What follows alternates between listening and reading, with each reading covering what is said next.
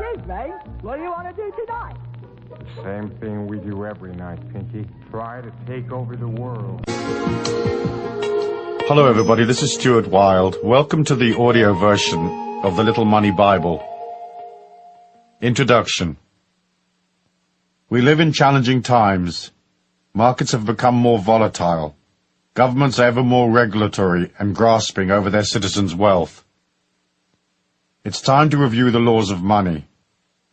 In such changing conditions, it's easy to lose sight of the fact that we live in a very abundant world, that the laws of money and flow are eternal and natural, that nothing has really changed. Abundance is our birthright. Here in this little book, I will reiterate the main laws and principles from my other books on abundance.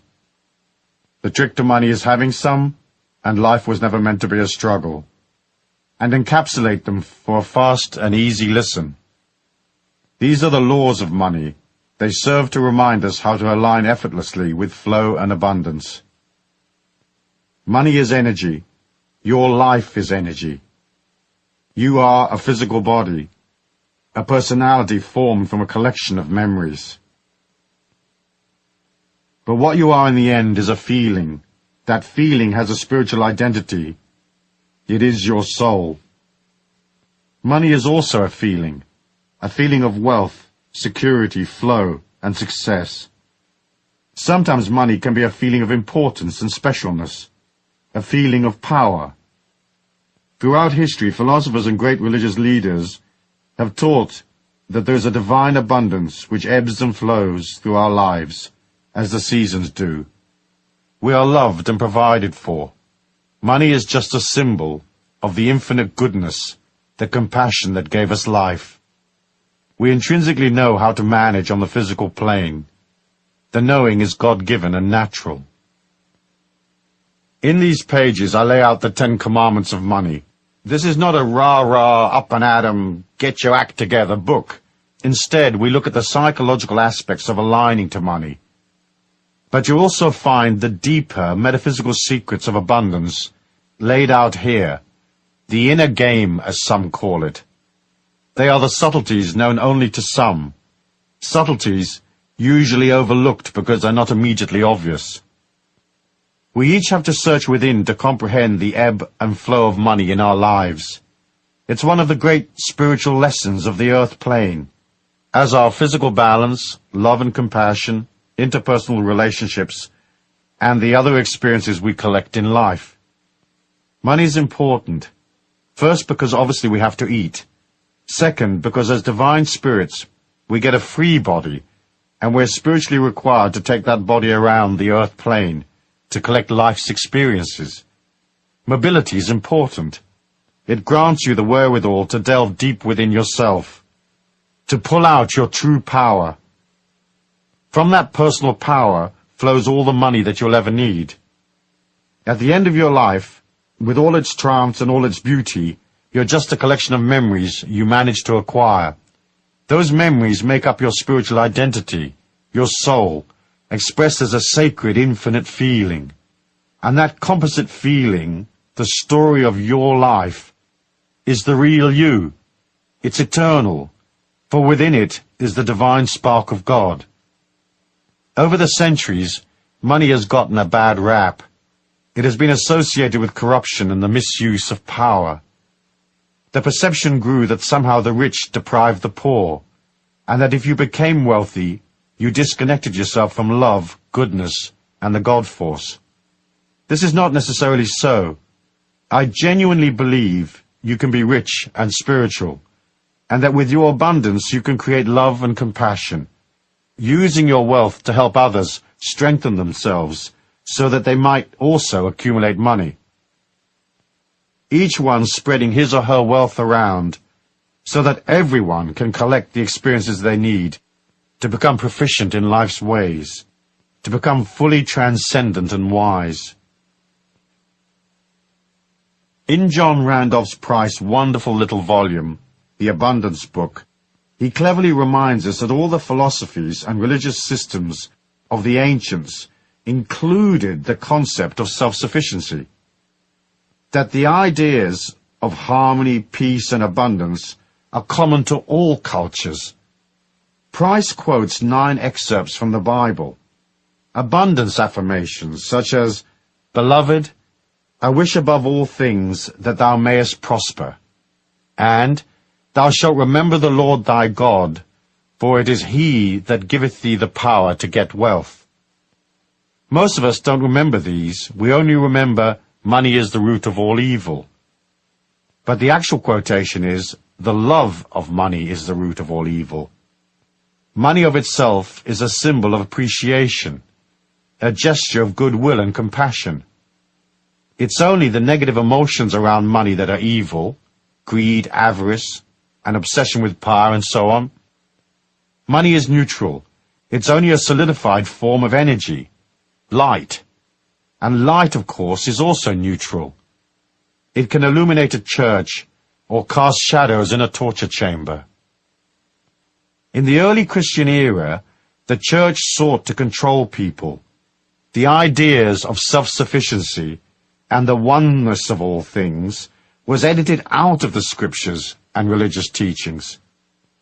Self-empowerment and independence were considered threats to religious authority and the feudal control of common people. But times have changed. Price points out in his booklet that the transcendental movement has, in the period of just over 100 years or so, reclaimed the concept of abundance, harmony, and the oneness of life. It began with Ralph Waldo Emerson and the early Theosophists, and then on via Mary Baker Eddy, the founder of Christian Science, and those who formed the New Thought movement, each one helping to re-establish the spirituality of self-empowerment. John Randolph Price points out that the idea of spiritual empowerment of the individual was carried from tentative beginnings to a greater and greater acceptance, finally emerging as a great spiritual light. This has been carried through the decades into this century via important teachers like Charles and Myrtle Fillmore, Unity, Nona Brooks, Divine Science, and of course Ernest Holmes, Religious Science. It was these courageous forerunners who allowed the new age of enlightenment to take hold and new thought to pervade our modern societies.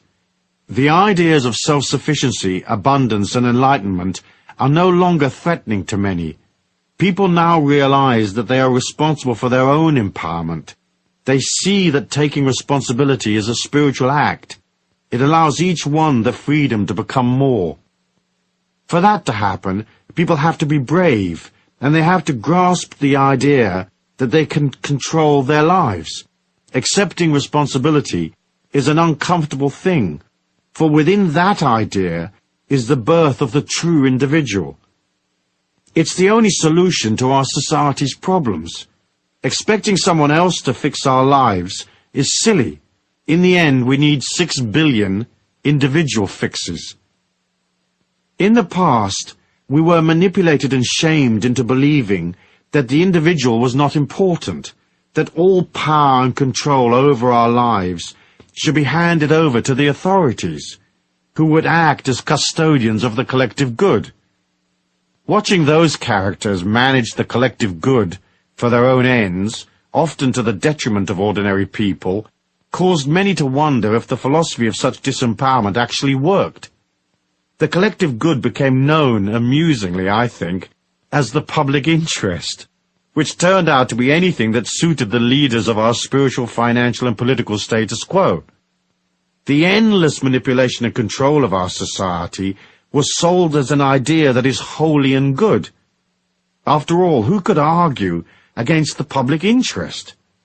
However, the idea that some brainless drone in a pinstripe suit on a massive power trip can tell you what color to paint your front door hasn't generated much interest from the general public. On the religious, spiritual front, we were sold the idea that we needed the authorities to intercede with God on our behalf. It has taken us over 1,000 years to realize that this idea is rather silly, and that we can have a little chat with God any time we like, without asking permission or hiring a spokesman. What's cool about the modern Christian churches is that they don't say you have to go through them to get to God. Instead, they teach people to empower themselves. Of course, the concept of taking responsibility and empowering yourself and granting yourself the freedom to guide your own spiritual destiny are radical ideas which are still taking shape. Look at our Western democracies. In theory, they are free, but in reality, what freedoms do we have? There are millions of rules that empower the authorities while milking the citizens and controlling every aspect of our lives. I often say you are free as long as you don't want to do anything. The minute you get a creative money-making idea, the political system jumps in with you. In true mafia style, they become your silent partners. You get the work and the risk, and they effortlessly get a large chunk of the reward while placing 100 hurdles in your way. In Europe, where institutional control was invented for the most part, self-empowerment still isn't considered cool. The idea that you might want to make money, become abundant, and direct your life is still regarded as brutal, egotistical, and rather nasty. Anyone headed in such a direction will have to plough through endless negative waves of antagonistic opinion. They will have to be brave and face the manipulators, who heap shame and ridicule on anyone who seeks to break out of the straitjacket of the old mindset. Still, we haven't lost heart. Our time has come, and the rules of money are simple. It's not too hard to quietly thread your way through the morass of nonsense, to still make it and become free. Millions of energetic people have done it, in spite of the system. The new idea is here. Control is very old-fashioned, and our societies will gradually change as people come to see that the old system just doesn't work.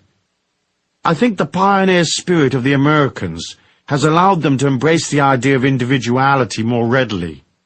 People there are more free. They're not so tied to the memory of ancient feudal systems. As a result, the new thought has gained ground in America, and individuals can strive for abundance, liberty, and mobility without feeling bad about it. People want to be free. They want to experience life to the full, without having to subjugate themselves to restrictive institutional controls. It stands to reason. Yet even in America, a push-pull process has been going on for 50 years between the old-style forces of control and the new ideas that seek to liberate. The advantage Americans have is that they aren't subjected to the shame inflicted on ordinary Europeans who seek self-empowerment and wealth. That fact allowed progressive religious leaders like Ernest Holmes to form Christian churches which taught self-empowerment. These progressive modern churches have radically changed the old ideas. They, more than anything else, have given birth to the Age of Enlightenment. Chuck in the hippies, flower power, and the New Age movement, and suddenly great swathes of the population are thinking differently. Each one is pushing up against the thought police, those who seek to disempower and impoverish us while controlling, marginalizing, and ridiculing alternative ideas. John Randolph Price says, "It is now estimated that at least 25% of America is involved in some measure with what is considered esoteric philosophy or New Thought religion. And right in the mainstream of this consciousness is the truth that God is boundless wealth, and as expressions of the infinite, we have an abundant inheritance." In the time frame of history, these ideas are brand new, and yet they have swept America like wildfire and spread from there across the Western world. The concept of abundance and self-reliance is being given a new image. Teachers have carried out the new idea, saying it's okay for individuals to take control of their lives, and wealth, when used sensibly, is spiritual, desirable, and above all, natural. That's not to say that poverty is necessarily unnatural, for some are born into difficult situations where they lack opportunity or education.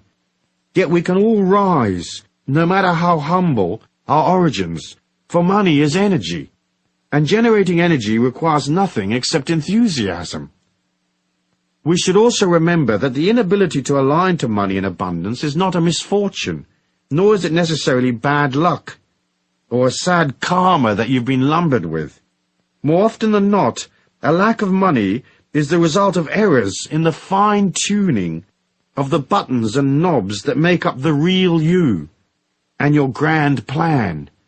The difference between the tramp and the millionaire is an almost imperceptible shift in consciousness and vitality. You too can make an upward shift simply and easily.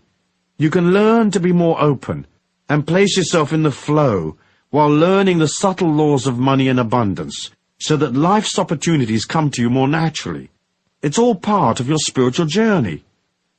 That is not to say that people who are very rich are necessarily very spiritual.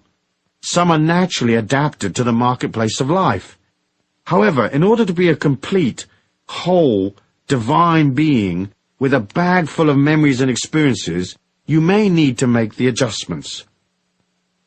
So here are the 10 Commandments of Abundance, along with the underlying metaphysics and a brief discussion on what action you might take. I trust that I can remind you of the things you already know, bring to your perception things that you may have missed, and urge you to take certain actions so you can step into the prosperity and security which is a natural part of our human evolution. Yes, the rules and regulations of life can make things a bit harder, but if you have the knowledge, it becomes easy once more. By the end of this little book, I hope I will have convinced you of that. In addition, I hope that you will see that in some instances compassion can be described as the manifestation of love in action, and that money is, in part, the fuel by which you express a greater compassion, by transcending a poor self-image, loving yourself, being there for others, and being grateful for the immense gift that has been bestowed upon you, the first and greatest gift you will ever receive, the gift of life. The law of abundance is natural and God-given. Concept. Since the beginning of time, philosophers, visionaries, and great spiritual leaders have talked about the natural abundance of our planet. The difference between being aware of our natural abundance and owning a hefty portion of it is one of the main spiritual lessons we come to the earth plane to learn. It is the art of controlling energy and manifesting your thoughts and ideas. We live in a 3D world that reflects back to us the energy, words, feelings and thoughts we put out. We're not all well versed in the manifestation technique, and it takes us time to learn it. But that of itself is a great blessing. Imagine a world where everything you thought, felt or said suddenly appeared in front of you. Sure, you could materialize $1 million on the kitchen table in 30 seconds flat. But each time you had a disquiet or a fear, you would also have a monster standing up against the refrigerator trying to eat your lunch. We come into this sluggish 3D world with the blessing of a special protection. We can have thoughts and feelings that don't instantly materialize in front of our eyes, as they do in some of the spiritual dimensions I've experimented in via the out-of-body state. So the fact that you can't just materialize money may seem a hindrance, but it's also a part of a greater protection, which allows you to learn the art of manifestation without getting hurt in the process. It isn't hard to see the abundance of our planet. You only have to look at the fruit trees in the fall, the lushness of life. We know that money is not rare, and that abundance is natural. Buckminster Fuller calculated that if all the wealth of the world were divided equally among its citizens, each and every one of us would be a millionaire. It's natural, therefore, for everybody to be abundant. Our natural state is rich. The thing that gets in our way are the feelings of lack, despair, confusion, and the inability to master the marketplace of life. More often than not, we get in our own way by placing in our thinking obstacles, detrimental ideas, and strange resentments that we have to clamber over to get to the honeypot. I'm sure by the end of this book we will have sorted that out, and you'll remember what you already know, namely that life is energy, money is energy, and there's plenty of both. Start by reminding yourself that there's loads and loads of money around. Perhaps it sounds a bit silly, but you ought to begin every day by telling yourself there is no shortage of money. In fact, there are untold trillions of dollars, yen, pounds, D-marks, and so on swishing about, more than you could ever spend. It's vital to understand that, and to remember that there are millions of millionaires. Lovely, rich people to whom you can sell ideas, products, energy, and so become a millionaire yourself. We've been programmed by the system to believe that there are shortages and lack, and that uncertainty is normal. It is not. The idea is a psychological racket designed to control people and keep them in line by making them fearful. Don't buy it. Most people suffering from a limited mindset have no comprehension of just how much money there actually is available to anyone with the will to step up and collect. Look at the ancient holy books. You will see they are full of hope and positive expectancy and abundant affirmations. In the Bible, for example, the words of Jesus are abundant. He lived in abundant times. There's no place in the Bible which says that Jesus wasn't making ends meet, even though Joseph and Mary were supposedly poor at the time of his birth. However, because we're taught a fear of power, it is naturally assumed that somehow money is evil, that rich people are dishonest and crooked, and that they feed upon little people. While the economic forces of our planet are certainly stacked in favor of the big institutions and governments, there's nothing stopping each one of us from gathering our fair share. It's hard to align to money if you think it's evil and nasty. But once you come to understand that money is neutral, that abundance is natural and spiritual, it's easy to see that having money does not necessarily deprive someone else. Many of the greatest teachers have given credence to this idea, that abundance is spiritual, and that it is your feelings and your thoughts that create the abundance for you. In fact, if you're wealthy, more often than not, you will be disposing of your money commercially and charitably, supporting people around you, and adding to the overall velocity and flow of wealth. As I said elsewhere in my writings, there are trillions of dollars zipping about electronically on any given day. Those electronic signals are literally passing through your body right now, as are all the TV and radio signals that are in your local area. If you stop and think about the millions flowing through your hands right now, imagine making a slight flick of the wrist in order to halt some of that loot in transit, so it sticks in the palm of your hand. A flick of the mind is faster than a flick of the wrist. Money is good. Greed is not good. However, there's no reason why you can't be very rich, stinking rich in fact, and still be extremely spiritual and a wonderfully generous person, aligned to the God force, with a huge heart and compassion for everyone you meet. Metaphysics. One of the inner concepts we have to grasp early on is that the whole of our reality exists in a wave-particle duality. I'm going to deal with this idea in detail in law number 5, but I'd like to mention it here in passing, as it is a key factor in understanding why some people are rich and others aren't. What the wave-particle duality means at a quantum level is that our supposedly solid reality is not actually solid at all. That everything exists in an oscillation or a hazy wave. It is ill-defined. This hazy wave condition remains the same until a particle is observed, whereupon it changes from being somewhere in a hazy state to being solid and existing in a defined place. The metaphysics of money and our ideas around money and abundance follow much the same path as the laws of quantum physics. In order for money to become part of your life, it has to go from a hazy wave state of ideas, dreaming, wishing, yearning, and vague maybes, into a solid state, a dollar bill, credit in your bank account, a coin in your pocket. If you can convince yourself at the very deepest level of your being that there is no lack, no unfairness, no discrimination, that making money isn't hard, you suddenly open yourself to greater wealth. This is because you've collapsed your self-denial, your aversions and resentments, and you've flipped from the insecure, hazy wave state that says, "Where's the rent coming from?" to the solid particle state. Suddenly you know it's coming, 'cause the check's in your hand. In collapsing your hazy wave money dysfunction, you open yourself to endless points of abundance.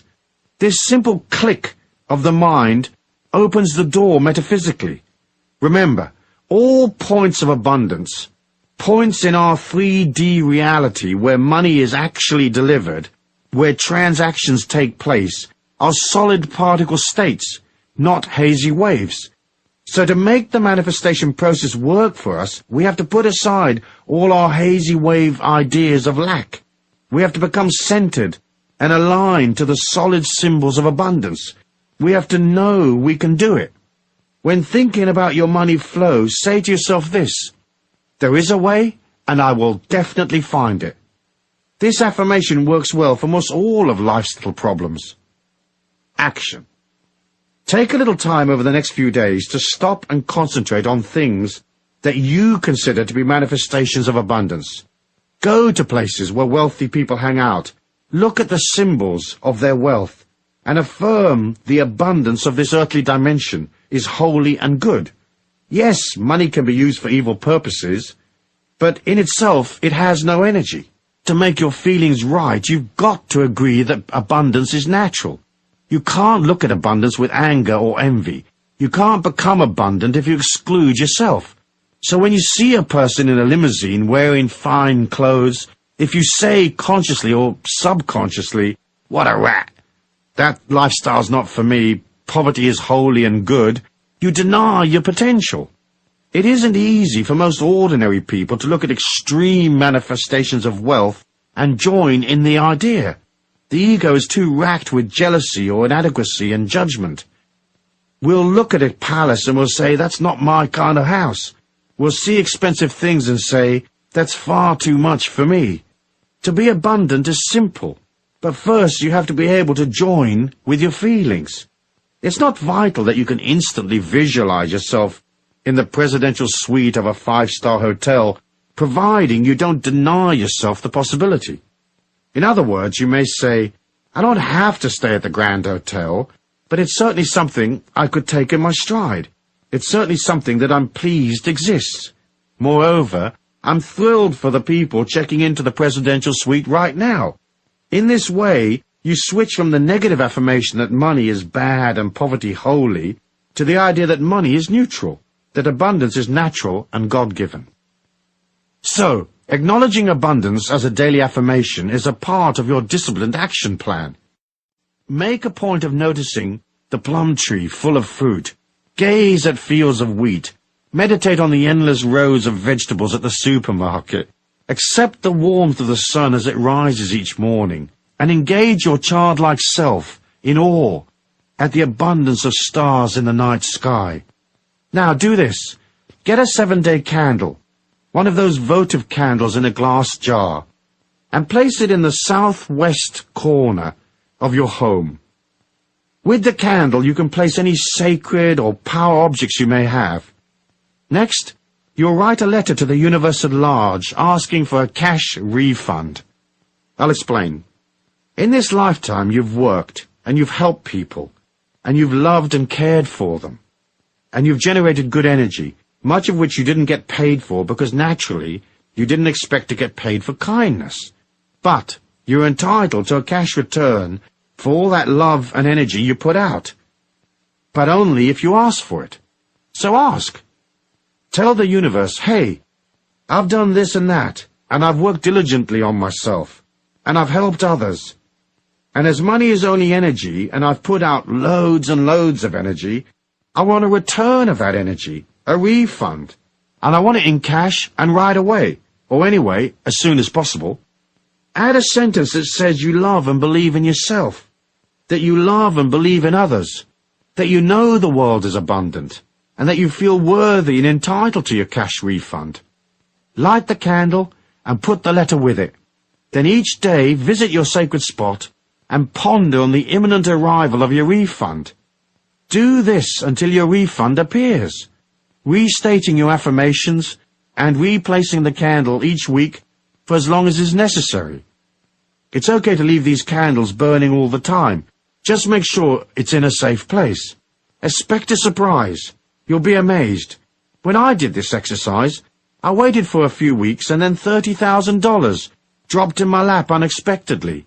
Nice refund, I'm thinking. Chapter 2. The Law of Flow. Concept. Everyone can get their head around the idea that abundance flows. We watch it daily, flowing and not flowing. Here's the subtle trick to being in the flow. But first, let me remind you that a positive attitude goes almost without saying. The more you moan and affirm you don't have enough money, the more it slips from your grasp. Maddening, really. But when it slips away, that of itself becomes a negative affirmation of how unfair the system seems to be. Of course, it isn't unfair. It's just energy in motion, responding to feelings. To those that have, more shall be added, and to those who don't have, a chunk will be taken away. So the first rule of flow is to constantly tell your mind you are rich. There are many manifestations of wealth that aren't necessarily cash. Love, friendship, nature, sweet sensations, pleasing emotions, etc., etc. Rich is a way of viewing life. So tell yourself, I want to view the world with a kindly eye. I want to view it richly. Remember, your unconscious mind, the powerhouse of your soul, doesn't know if you're rich or not. If you tell it you're rich, it will accept that as gospel. You have to believe in luck and flow and goodness, even when cash-wise, things might be bloody awful. Perhaps it goes against the grain, but if you see your affirmations as just that, affirmations, you can affirm your abundance and good fortune even when things look a bit dodgy. The poorest person has things to be thankful for, so affirming your abundance is an act of gratitude and humility, as well as a way of keeping yourself in the flow. People get into trouble understanding flow because they can't tell the difference between effort and struggle. So they'll get an idea and everything tells them it's not working, and yet they plug away, doggedly going through the agony of it all, because someplace back there somewhere, someone told them that whacking their head against the wall was an honourable way of conducting themselves. Not quite so. Struggle causes a lot of pain, because it involves a lot of negative emotion. Struggle is also very hard work. All ideas that are holy and good and honest, ideas that serve humanity and yourself, will have a positive energy of their own. When you head out to materialize a money-making plan, it will gather momentum. It's as if the universe at large leads you step by step, showing you the way. That's flow. You meet the right people. You sit in the right seat on the plane, and next to you is the very person you need to connect with. It's a wonderful thing watching flow in motion. We all know what it looks like when it's working. The trick is to be able to pull back when things aren't flowing. As I said in my little book, Life Was Never Meant to Be a Struggle, struggle is effort laced with emotion. As humans, we are required to exert effort to get things done. So if you're cycling up a hill delivering loaves of bread, you'll expend calories pedaling. Effort is natural. When one's energy expenditure gets wrapped in loads of negative emotion, that's when you flip to the unnatural, from effort to struggle.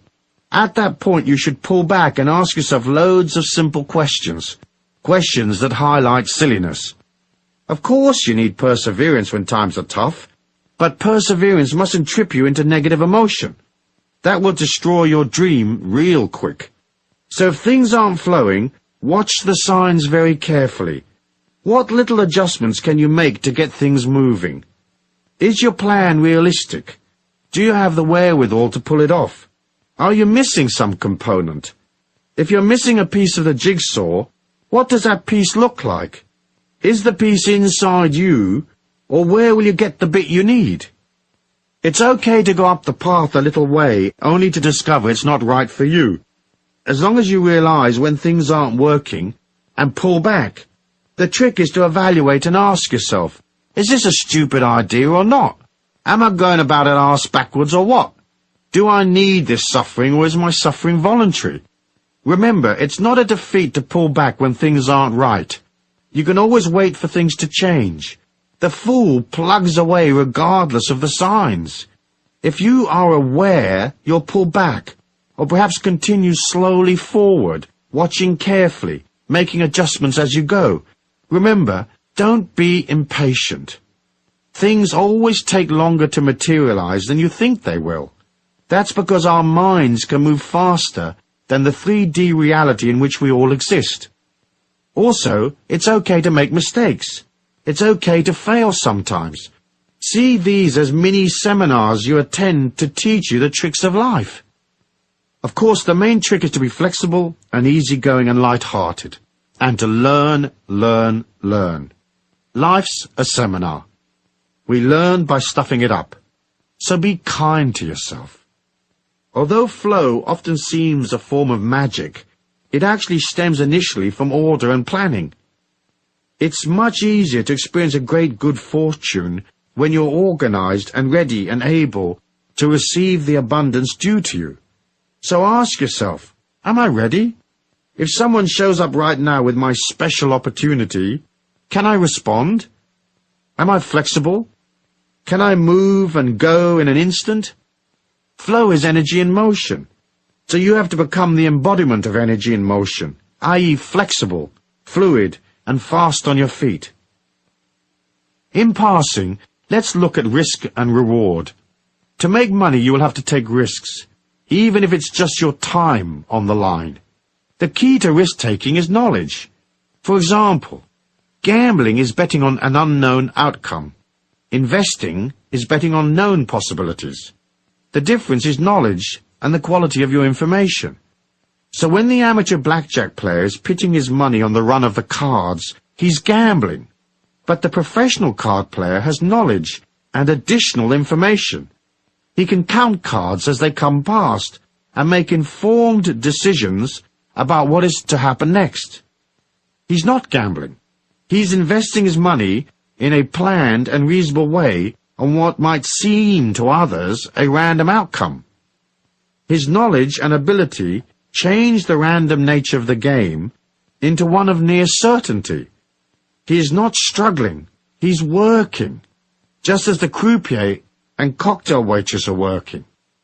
So struggle can be avoided by collecting information, lots of it, learning and watching and topping up on your game of life. Moving through life with ability and knowledge, you go from gambling on life to investing in life. We all have to accept risk. Crossing the street is a risk, just one we're used to. The trick is to have enough information so that you're betting on outcomes that are almost certain. When the outcome isn't certain, you ought to design your involvement to ensure there's an easy and inexpensive escape route. Remember, as I've said before elsewhere, never go into anything without figuring out where the exit is. Never commit until you have to, and not until you have enough information. Try to make sure there's a back door to whatever commitment you make, unless, of course, you're very, very sure of your involvement.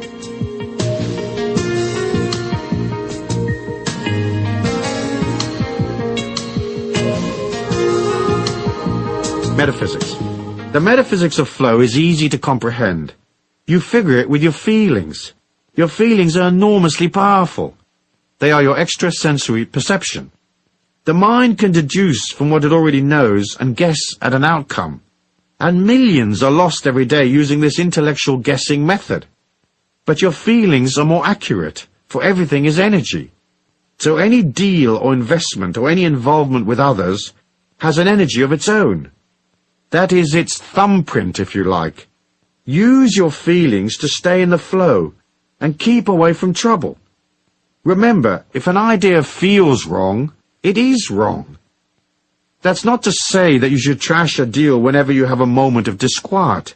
It's just to say, if suddenly there's an energy shift, you're in tune with your feelings. That shift will alert your feelings.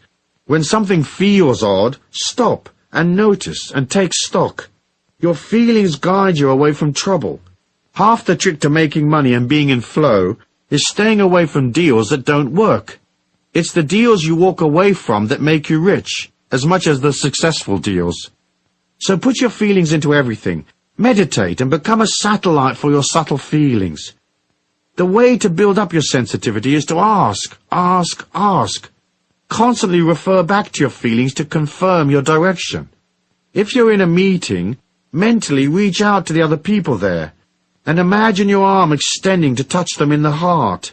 Then mentally pull your arm back quickly, while centering your mind, blanking it, and ask, how does this person feel? Edgy, arrogant, angry, excited, crooked, safe, loving, kind, and so on. Your first impression will be the correct one. The litmus test to referring to your feelings should be used many times a day. Energy shifts constantly, so you'll want to be aware, especially when dealing with other people. How does this situation or person feel right now? How is it different from the way it felt last time I checked in? Is this deal I'm considering for real? Or has something changed? What's the upside? What's the downside? Is the downside far greater than the upside? Is the risk worth taking? Then ask yourself how you feel. Are you happy, comfortable, flowing along, or is there something bothering you? Staying in the flow is only really a matter of staying close to your feelings. Struggle comes from a lack of awareness of self and from poor quality information. It is also compounded by the inability to turn back when the energy on a particular path peters out. Stay in the pocket. Be aware, shift and change. And never get into anything you can't walk away from. Keep these rules and you will always be in the flow. Action. The action of flow is one of being alive and aware, ready to step forward fearlessly. You have to move towards your target, so do something each and every day that improves your situation and takes you closer to your dream. Sometimes that action may just be a simple thing that grants you more stability or more order, like perhaps you take a day out to tidy up your paperwork. Order of itself is a positive thing, is it not? Rarely do opportunities find you. Usually you have to be moving towards them. So heighten your ability to stay in the flow by heading out, talking to people, making contacts, stepping out from where it's safe and cozy, pushing against your comfort zones, reaching out. That's how the faucet of flow is turned on, by generating energy each day so that the universe at large can engage its magnificent laws and deliver to you even more energy. Try this. As well as moving towards your goals physically, through action, say, simultaneously clear a path on an inner level by blowing love and light out ahead of you. For example, if there's a person in your way, your boss say, start every morning by sitting quietly and seeing her or him in your mind's eye. Bring them up close to you so you're almost eyeball to eyeball. Then breathe a long breath in and expel that breath out into their heart. No matter how antagonistic you may feel, send them light and love. Do that ceremoniously 11 times. They will change. You'll see. If you need them out of your way, don't wish them harm or evil. Just do this. After you've finished the 11 breaths, visualize them very small in the palm of your hand. Look down on them from above. Look at them standing there in your hand, an inch high, say. Then hold your hand up to your mouth and expel a short, sharp breath at them. Literally, blow them away, saying, I release you with love and light. Go in peace to your highest good. But go! Using this method, I got rid of a bothersome IRS tax agent who'd been harassing me for 18 months. A few days of this metaphysical hurricane, and he quit the service. The next bloke assigned to my case was so overworked and confused and stressed out that he closed my file with no more objections. If, say, you're off to an important meeting today, breathe in the location if you know it. See it in your mind's eye if you've been there before, or visualize the people, or at worst, just imagine the meeting. Breathe in 11 times and see love and light to that location. Remember to tell your mind approximately what time the meeting will be. So say, I'm projecting this love and light to such and such a location for use between the hours of noon and 2 o'clock, or whatever. Use your inner power equally with your outer strength. That inner power places good energy ahead of you. It gets rid of dodgy people and helps close the gap between you and money. That brings us to the next law of money, which is the law of distance. Chapter 3. The Law of Money and Distance. Concept. In order to be abundant, we have to be close to money. Often our relationship to money follows a push-pull, love-hate pattern similar to our other relationships. Sometimes a marriage or an interpersonal relationship may seem close on the surface, but in reality may be quite distant on an emotional level. It may be that one of the partners is pushing the other away, or because they're both pushing each other away, or because they are silently angry with each other. You have to look at the distance between you and money. Are you close to it and pulling it to you, or are you distanced from it and pushing it away? Naturally, the closer you are to money, the more likely you are to receive plenty of it. The law of distance breaks out into 3 distinct categories: emotional, intellectual, and physical distance. Let's talk about emotional distance first. If you have subconsciously established an emotional distance from money over the years, and if that distance is embedded deep in your mind, an anti-money veneer develops around you like a rhino's skin. It's a bubble of energy that disempowers you, denying you access to the green stuff. In a weird way, the anti-money veneer is trying to protect you from getting money. It establishes itself over the years. It's partly due to the anti-money feelings you hold, as discussed previously, but mostly it's sustained by what you feel about yourself. I'll deal with that in more detail when I talk about money and love in law number 10, but one example is self-hate. If you don't respect yourself, it's hard for people to grant you worth, so people will always undervalue you. If, say, you've always felt yourself to be an outcast, you may exclude yourself from the marketplace of life because you've excluded yourself socially. You may find you're always too late for the real money. You just missed the boat because your energy isn't inclusive enough. Not being able to include yourself, you find a subtle way to deny yourself the very thing you want. Meanwhile, you may still act out the chase, trying for the deal but not quite making it. This way you can feel okay about your efforts. You can kid yourself you tried real hard, but deep down you had your inner sabotage program ready to kick in. It's the mind's way of falsely endorsing itself, saying, I tried hard, so I must be righteous and good. And I've only just missed. What bad luck. It's not my fault. You see yourself as an honourable struggler, denied through no fault of your own. Many believe that asking for money is unholy or wrong. Most won't even admit they want the money that they're asking for. Weird. Our society is pre-programmed to keep us all poor.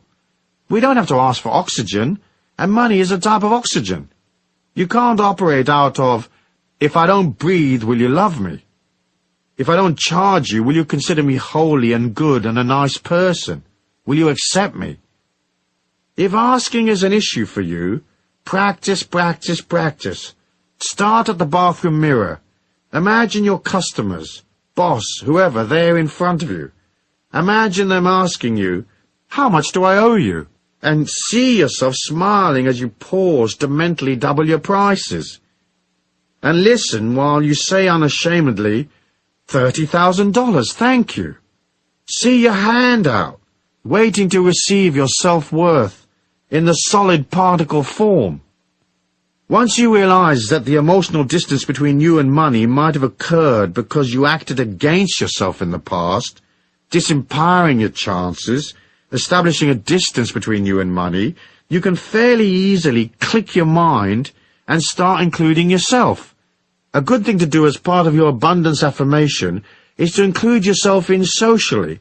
Go to the street party, show up at the dance, attend church, seek people out, and make it a discipline to include yourself. Remember, the more people you know, the easier it is to make money. People are the custodians of the planet's wealth. Knowing people is almost as good as cash in the bank. If you've created an emotional distance between you and money in the past, take a moment to ponder on what those emotions might be. Write them down and really look at them. See where they came from. Then realize that all you have to do is change your mind and act out that change by sidling up to where the moolah is. At the same time, you have to work on how the bubble of anti-money protection built up around you. Some of it is shame, as I said, but most of it is suppressed anger. Once you identify what feelings you've suppressed, you can start owning them. Once you realize you're angry, you can release it. Whack the cushions with a bat. Rant and scream and shout. Release the anger, saying, I'm angry because I'm not getting paid as much as I'm really worth. Let it go. You can change the situation later and put up your prices, but first you must release the emotion. You can't get a pay rise when you're angry. People will react to the negative energy and will resist you. They'll perceive consciously or subliminally that you don't love yourself, so why should they acknowledge you? They may even try to cut your money because they see you are devaluing yourself. Write down on a scrap of paper what it is that irritates you or frustrates you, the things that make you angry about money and the way it flows into your life. If you perceive that a certain person is blocking your access to money, include them on your list. Try to be honest with yourself. Telling yourself little fibs and being covert with yourself is partly how you establish the distance in the first place. Truth may be uncomfortable in the short term, but it's preferable to the long-term frustration, anger, and struggle that comes from a lack of awareness, especially if you have to sustain a lot of half-truths or lies. Say, for example, you tell yourself you're working hard, but you know that you're mostly doing busy work and avoiding the difficult stuff, and that you're loading up in actions that look good but get you nothing. If this is so, you might get very pissed off by your lack of results, without being aware that you're acting as a terrorist against yourself, sabotaging your bottom line. Once you're honest, you can make adjustments. If, say, you've kidded yourself you're brilliant at what you do, when in fact your performance is sloppy and inferior, it limits your ability to get to the truth and really improve. Usually you'll claim that your lack is because of some outside force, luck or whatever. Most people you meet are fairly useless at what they do. You know that because you see it every day. Now, this sloppiness of attitude, this laziness and lack of effort does not necessarily apply to you, but we can all evaluate and improve, can we not? On the other hand, you might have created an emotional distance between you and money because you've capped what you will give. So you might eke out your energy, limiting what you will provide or do for others, while expecting the universe at large to dollop great quantities of goodness upon you effortlessly. You have to be ready to serve and to give. You don't have to give money away necessarily, especially if you don't have much, but you do have to give of your heart. You have to be emotionally generous and willing and open, and not tight-assed and closed. If you expect the universe at large to increase your income 10 times, it's hard for that to happen if your heart is closed and you are no bigger as a person than you were before. It's simple to comprehend. Big heart, big money. Little heart, little money. And lots of rip-offs and missed opportunities. Deals that go sour, ad infinitum. Easy peasy lemon squeezy. Anyone can work that out. So closing the emotional distance means opening your heart, going past your resistance, stepping up to bat, and including yourself in the process of life. You have to be present and aware. You have to join, not avoid the issue. So be open, be ready, willing, limitless, agree to serve. Subjugate your ego for the needs of others, but don't lose your sense of self. Be available, open and ready, but don't give yourself away either. You can hold on to a strong sense of self-worth and still serve others. It's a part of our great lesson in life. It's the act of going from a limited perspective to an infinite one that says money is everywhere. And the more open I am, the greater the potential for me to pull opportunities from everywhere. Many people resent money because they feel life hasn't been fair to them, that they've worked hard and haven't received as much as they should have, or that they are paid less than other people with inferior qualities to them. However, harboring these negative emotions only widens the gap between yourself and money. The other concept that fuels this emotional distance is the idea that someone ought to provide for you, that somehow the world owes you a living. The world does not owe you a living. You have to nurture and provide for yourself. This is the secret to closing the gap between you and money. Rather than blaming others, projecting your disquiet and lack, or your anger about money onto other people, begin to own your feelings. The intellectual distance between us and money usually results from a lack of understanding or knowledge. Sometimes we just don't know enough about what we're trying to achieve, or we're not well versed in the conditions of the marketplace, the ebb and flow of transactions. It boggles my mind the way many go into deals without knowing the people concerned, having little information to guide them, or they accept on face value the information presented without checking to see if it's accurate or not. That's not very clever. Another important thing is that many people never bother to learn their job or trade. Knowledge is power. The more knowledge, expertise, and connections you have, the easier it is for you to make a profit at the game of your choice. So if you're a commodity trader, for example, and you specialize in pork bellies, you're in a worldwide casino that's betting on the ups and downs of pork belly prices. You should be up to date on what's happening at the piggery. You should be well connected with institutions in the trade and in the flow of information. And you should know how to get hold of information independently and quickly. It's difficult to compete against a casino that is better informed and better financed than you are. To survive in the commodities market, you need as much expertise as possible and a good dollop of luck. Most people lose. You're up against the pros. And although you might have a hunch and hit a winner from time to time, in the end the odds are stacked against you, unless you know things that others don't know. They say the way to get a small fortune in commodities is to start with a very large fortune. In other words, the market is designed to part you from your money. Ask yourself, do I have enough information about the marketplace and/or the particular area of creativity I want to be involved in? Am I a long way from the flow of information, an amateur in a professional's world? Or am I ready and up to bat? Maybe all you need to experience real abundance is to improve your knowledge and close the intellectual distance. In passing, let me mention another thing that can cause intellectual distance between you and money. There are a lot of money snobs out there, people who believe money is beneath them, that it's not stylish or proper to go for the cash. They are elitists at heart, so they seek to elevate themselves above the concerns of common people by feigning a disregard for the things that concern ordinary folk, like earning a living and turning a buck. Sometimes this elitism is a social class thing. Sometimes it's a form of spiritual elitism, where a person feels themselves far too holy-moly to be dealing with the trappings of the real world. Don't be a money snob, unless of course you've inherited millions. Then you can do what you like. The rest of us have to deal with life day to day, and money is a part of taking responsibility and accepting the system. You might as well enroll for the seminar and get it right, quick.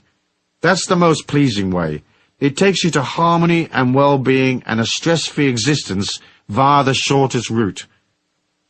The matter of physical distance is simple to comprehend. Certain industries are located in certain places in the world. If you're a long way from where the action is, you may want to consider closing the gap. For example, if you want to make it big in movies, you more or less have got to be in New York or LA. It's pointless being in Arkansas if you want to be in films. Closing the physical distance is a matter of showing up in the marketplace, becoming a face that people know, demonstrating your expertise, and getting into the loop where the movers and shakers are. People who could bestow great opportunities upon you, perhaps hire you or give you a contract, aren't scouring the distant hills for talent. They're in the flow. The people they know and socialize with are also in the business. And they're communicating with those who made the effort to show up and declare themselves in the loop. So to make it, you have to go beyond your resistance, your shyness or inhibition, and head into the marketplace. It doesn't matter if you're not ready. If, say, you're a composer of pop music and you haven't got all your songs and demos together, you've still got to declare yourself in. It's a physical, emotional, intellectual declaration. You have to know what you're doing and be aware of which record companies are buying what acts, who's up and who's down, what's happening and what isn't. It's also a physical declaration of saying, I'm going to go past my shyness. I'm going to make the connections and enter the loop, because knowing people is a very big part of closing in on my dream. I'm going to appear and play my songs in clubs. I'm going to put out demos. I'm going to become a commodity. Sooner or later I'll be noticed, and a great prize will descend upon me. Metaphysics. The metaphysics of distance are connected to the subtle bioelectric energy field, the etheric, that surrounds you. It is a map of your feelings. When you are a long way from money, emotionally, intellectually, or physically, your subtle energy will lean forward towards the few money sources that you do have. It will lean against people, begging for opportunities, begging for life to cut you some slack, or begging for a miracle to cover your phone bill. Your subtle energy becomes sloppy because you're leaning away from your power, towards what you perceive as the lifeboat. When you're solid, when you're taking action, working on yourself, your etheric is strong and powerful. It's not leaning up against life, trying to pillage it. It is standing straight, saying, I'm working on myself, collecting knowledge, processing my feelings, improving my performance. I've brought myself to the marketplace, and I am at peace with myself. I know money flows. I know fantastic opportunities are available to me. I don't have to lean against people. I can wait, watch, and pick my moment. I'm not whining and begging, globbing onto people like some sort of sticky goop, hoping they will elevate me or cut me a special deal. In the metaphysics of distance, you don't lean up against what you want, because in doing so you push it away. Stand straight, nurture yourself, crown yourself king or queen, and work on things that are practical, things that endorse and help you. Action. It's a simple thing to sit in meditation and differentiate between your intellectual attitude to money and your deep inner feelings. Most people would like to have some more of it, but you have to ask yourself if there's a contradiction between what you say you want, hey, I want more abundance in my life, and what you actually feel. Closing the emotional distance is a matter of deciding or looking at what your deep inner core beliefs are about money. How will you emotionally get off the island of lack and row yourself over to the mainland where the market is bustling with activity and cash is flowing? In a moment of quiet, write down a list of those feelings and attitudes you have about abundance. Be aware of any non-actions that have distanced you from money. Try to discover your core beliefs. Who are you? What would make you happy? What's real and possible and fun? And what's just the ego's disquiet? Delve deep within and ponder. Pondering is good medicine. Discovering what you really want saves you endless confusion and wasted energy. Use your feelings to differentiate between vague yearnings of the ego and your deep innermost desires and needs. In this way, you will eliminate blocks and highlight any contradictions that may exist. For example, many would like to be millionaires, but subconsciously they know that making millions often takes lots of effort, and with that comes a lot of stress. So intellectually, they would like millions, but their inner truth is different. In effect, their subconscious protects them from something that sounds good to the ego, but would actually be a living nightmare.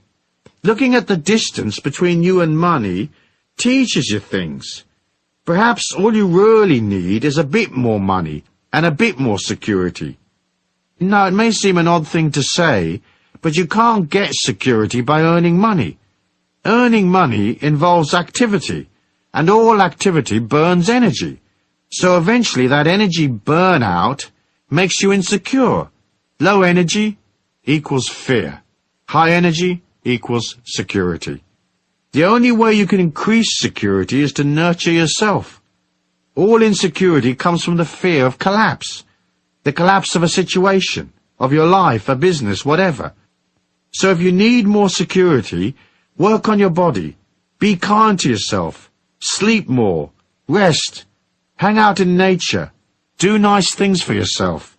No amount of money in the world can make you secure. Of course you can combine hard work with self-care, but you have to work at it. I was having dinner with Deepak Chopra recently. He's a successful author and lecturer, constantly jetting around the world. Yet he maintains balance by finding time to work out, no matter where he is, and by maintaining a very healthy diet. He told me that every 3 months he takes 5 days off on his own. He goes somewhere remote like a desert and stays there in silence.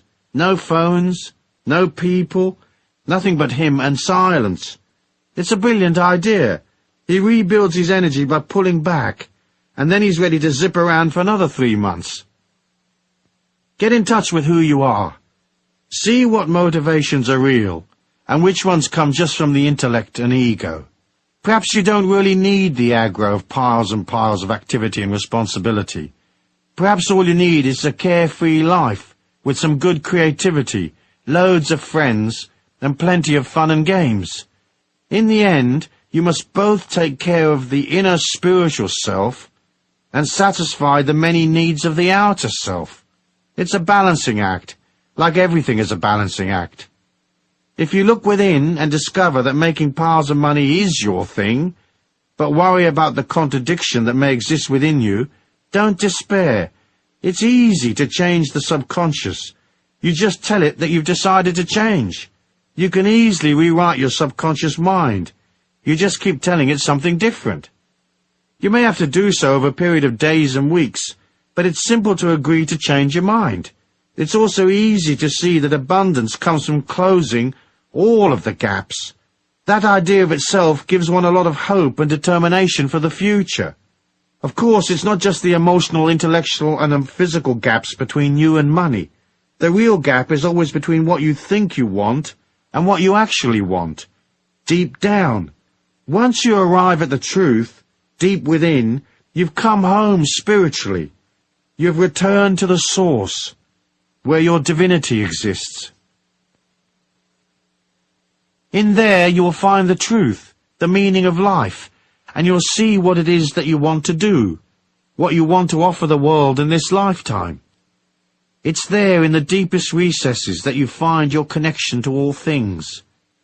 From that stems a sense of immortality, and from that comes security. Bingo! Meanwhile, you could probably use more cash, so as a part of your action plan, do this. Get your checkbook out and write yourself a nice fat check, payable to you and post-dated. Then pin it up on your fridge or bulletin board and look at it from time to time.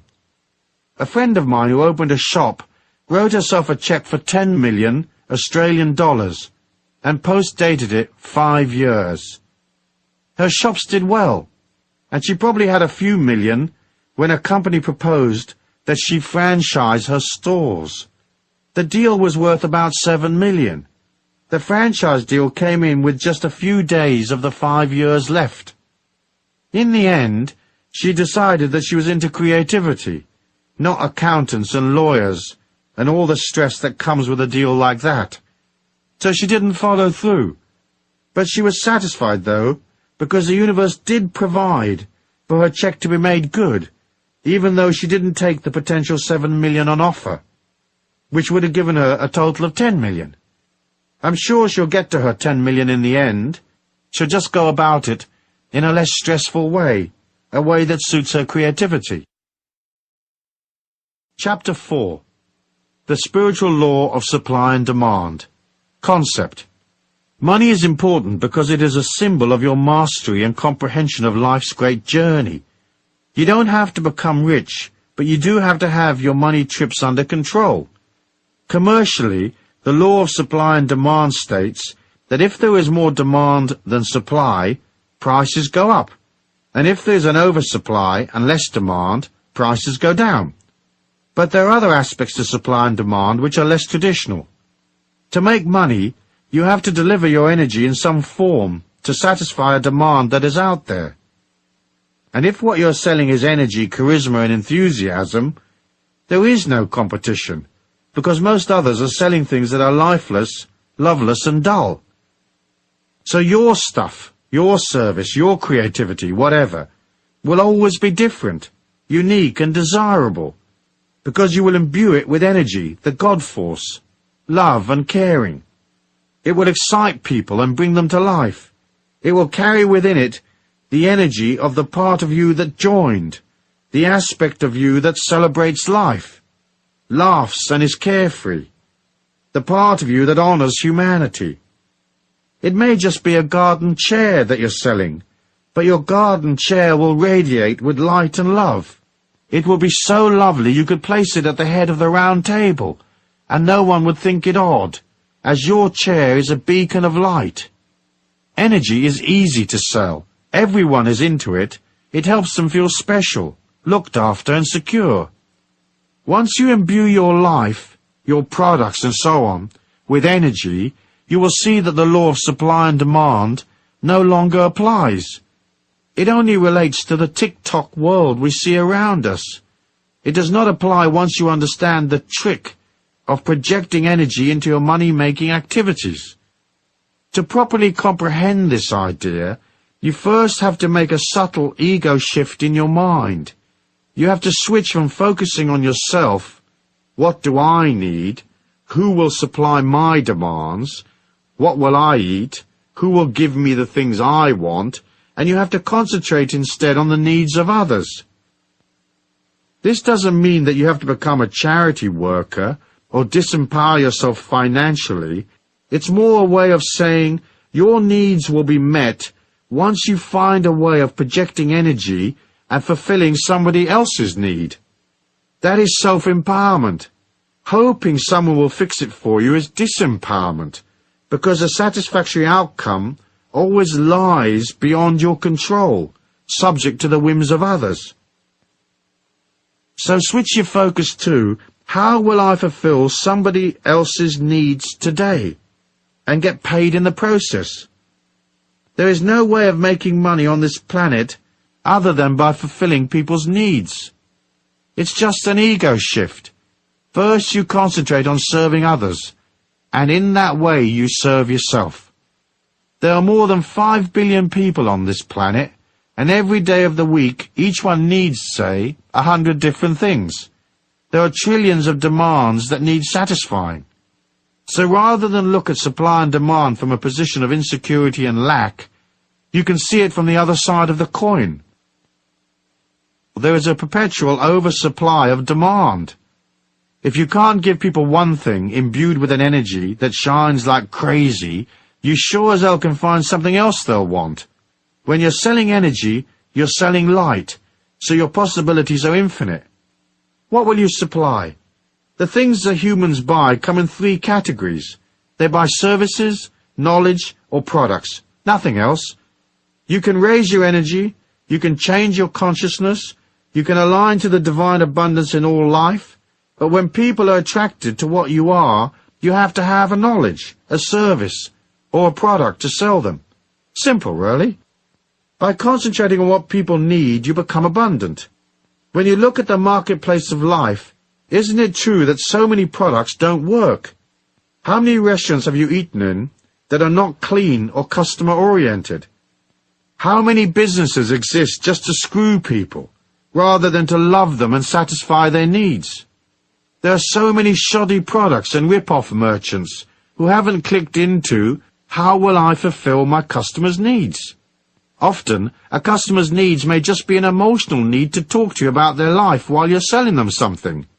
However, in order to get this supply and demand thing down right, you have to think in terms of energy, and you have to be clear what you will sell people. Providing a service is not usually as profitable as selling knowledge or a product, because more often than not, services have to be delivered personally, and there's a limit to how many hours a day you can deliver the service and at what price you can charge. Knowledge, on the other hand, is valuable and easily packaged. We live in an information age.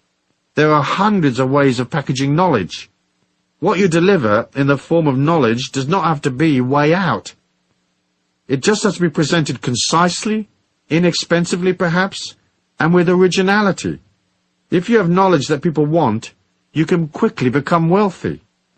If selling products is what appeals to you, think of products that you believe in, products which are worth the money. Ask yourself, can I put my heart and soul into the product? Can I be enthusiastic and really love this gizmo, really serve my customers? So to sell things successfully, you have to subjugate your ego long enough to take people's money. This might sound a bit brutal, but in fact it is a religious, spiritual idea. You subjugate your needs, your life, your aches and pains, your experiences, and listen to others. Watch their eyes. Notice their body movements. Relate to them. Ask them questions. Work out, what does this person want? Then fulfill that want. Think about how you can improve what you do. Even if right now you work for somebody else, start by putting more energy in. If the place you work in is dull and lifeless, put energy in anyway. For by doing that, you will catapult yourself out of there to something better. If you're self-employed, think how you can make 20 improvements to your knowledge, service or product.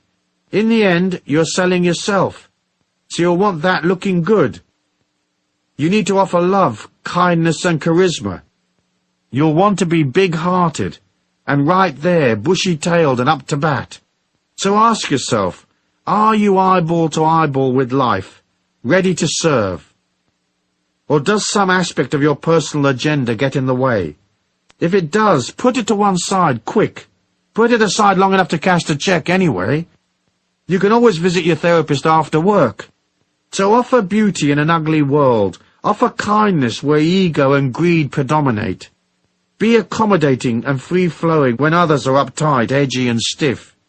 It's so easy to understand. Take the product you're selling and visualize the divine light shining upon you. Breathe that light into your being and breathe it out. Place the light into the thing you're selling.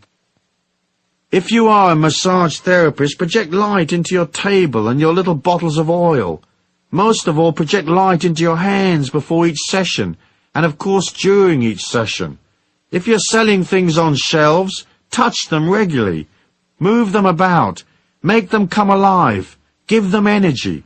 The little tins will be refreshed, even if they've been on the shelf for weeks and weeks. The more you touch and love the product, the more energy it has. The more likely it will belong to someone else in 10 minutes' time. If you sell information, make it original, clear and concise, and idiot-proof, so anyone can understand it. How often have you read instructions on how to access some information, say on the internet, and you wonder if it's written in Hindustani or ancient Sanskrit, or what language is it written in? Why is that? Because the person who wrote it was thinking of himself, not you. Just say it's a man this time. He lives in his own world in a basement with an IQ of 180. He hasn't seen daylight for many years, and the only human he ever talks to is a pizza delivery man. He couldn't give a stuff if you know your www.coms or not. You have to think of others. There are loads of people out there who aren't very clever, but they have money. Will they understand what you are offering? Then again, there are others who are fairly bright, but they can't unscrew a little nut, as their expertise lies elsewhere. When I see the words easy assembly on a product, I immediately flee to the safety of the parking lot. I know if they say it's easy, I'm going to have to hire a rocket scientist to figure it out. So what will you sell, and how will you make it irresistibly beautiful? In forcing yourself to supply a beautiful service, knowledge or product by imbuing it with gentleness, love and light, you are disciplining yourself to go from ego to spirit, from greed to abundance. from negative emotions to love. When you concentrate on people and you provide things for them, you're falling in love with them. Choose love to make your life abundant, and that love should be more or less unconditional, as best as you can manage anyway. Never forget that. Metaphysics. Inside your life's energy, personality and mind is an oscillating molecule of infinite goodness, the divine light, the Christ consciousness. If you align to that infinity within you, you will always have energy. There's no limit to the amount of God force you can have. By concentrating on goodness, processing your shadow side, disciplining yourself beyond bad habits, and meditating on the light, you'll become a light being. As you glow effortlessly with this energy, you will project that light into what you do. So you may not only be selling apples that are nutritious and tasty to eat, but apples that come with a little bit of your God force energy. You never have to compete once you infuse yourself and what you do with light. So your apples will outsell everybody else's. It's a matter of calling the light into your life. Put energy in. Visualize light going into the service you provide.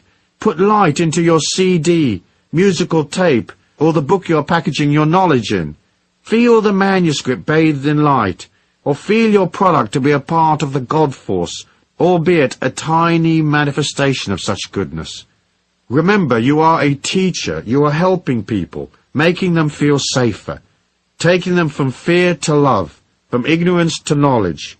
You are hauling them with a bag of apples from restriction to freedom. By mentally pushing these ideas into what you do, you are projecting the light out from yourself, and you're offering God. People will buy God-like apples a long time before they buy an ordinary apple. Once you have the God force in what you do, there's no more competition. You are no longer a victim of the vagaries of the market, the ups and downs of supply and demand. You're out on your own, miles ahead of the rest. I know a young man who opened a shop. It was minute, just 2 little rooms. The whole thing wasn't much bigger than the average kitchen. The shop sold candles, incense, aromatherapies and so forth. Heaps of other places in the town did the same thing, but he was a bit different, so he wasn't in competition with the others. The young man was soft and kind and loving. People would come in and he'd be right there for them. He'd talk to them, make them feel better, and they'd go out of his shop with a bottle of lang-a-lang extract or something. I'm sure many didn't know the difference between lang-a-lang and ding-a-ling, but it didn't matter, because it felt safe and correct and nurturing. He had a little fountain in the doorway, and that felt nice, and the shop was spotless. The few shelves he had were always fully stocked and neat. Little signs explained things, and he explained things, and you could pop in for a remedy for your granny's arthritis. He couldn't fix it necessarily, but you'd wind up with a candle or a book or something which was imbued with tons and tons of love, and that would cheer your granny up. Her immune system would kick in a bit stronger and she'd get a bit better. He sold love, 12 hours a day, 6 days a week. He was humble and kind and soft-spoken.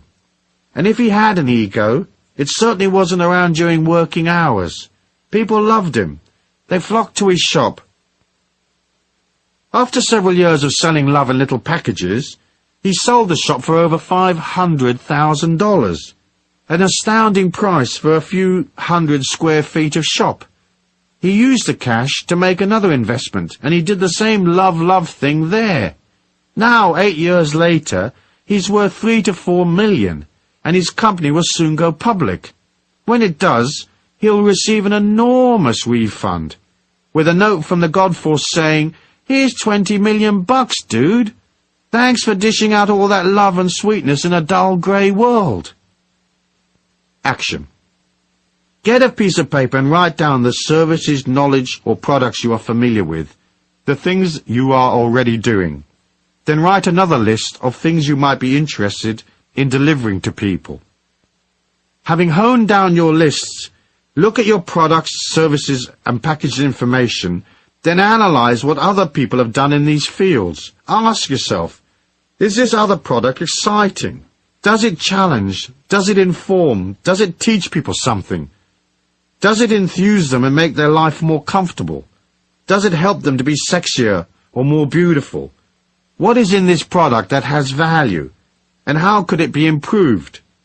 Perhaps you could take a very ordinary product that everybody is familiar with and add a little something that makes it absolutely irresistible. Look at your commercial life so far. What have you sold? Let's say you've always sold your labor and you're working for someone at present. What can you do to put more energy into the labor you provide? You might say, I get paid the same amount of money whether I put more energy in or not. But this is not the point.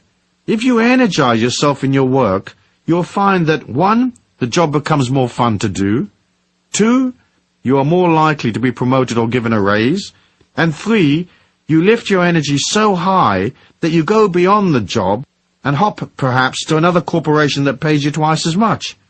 And you do this by arriving a little earlier, staying a little later, improving your efficiency, and making an effort to relate emotionally to the people around you. It's good to practice putting energy in right now, no matter how dull the current situation. Later in life, that energy will become cash in the bank, or abundance, or wonderfulness of one kind or another. Under the metaphysical laws of supply and demand, you should not limit how much you're going to put out. You don't have to let the world use you, but you have to give because you want to receive. To start by giving, give of your attention and concentration, give of your love, give of your energy. Don't destroy yourself with negative feelings towards other people. If you can't love them, be neutral. Be enthusiastic, be open, be up there for it. But in limiting yourself, you get stuck in one place on one salary for the rest of your life. As you agree to give as part of your action plan, and as you begin to look at how you can improve your service, knowledge, or product, it will take you to the next step. It carries you to a higher energy, a greater velocity, a larger salary, and bigger opportunities. It opens you to easy money. You'll find some money, or win some, or a great dollop of moolah suddenly drops in your lap. Expect a payoff.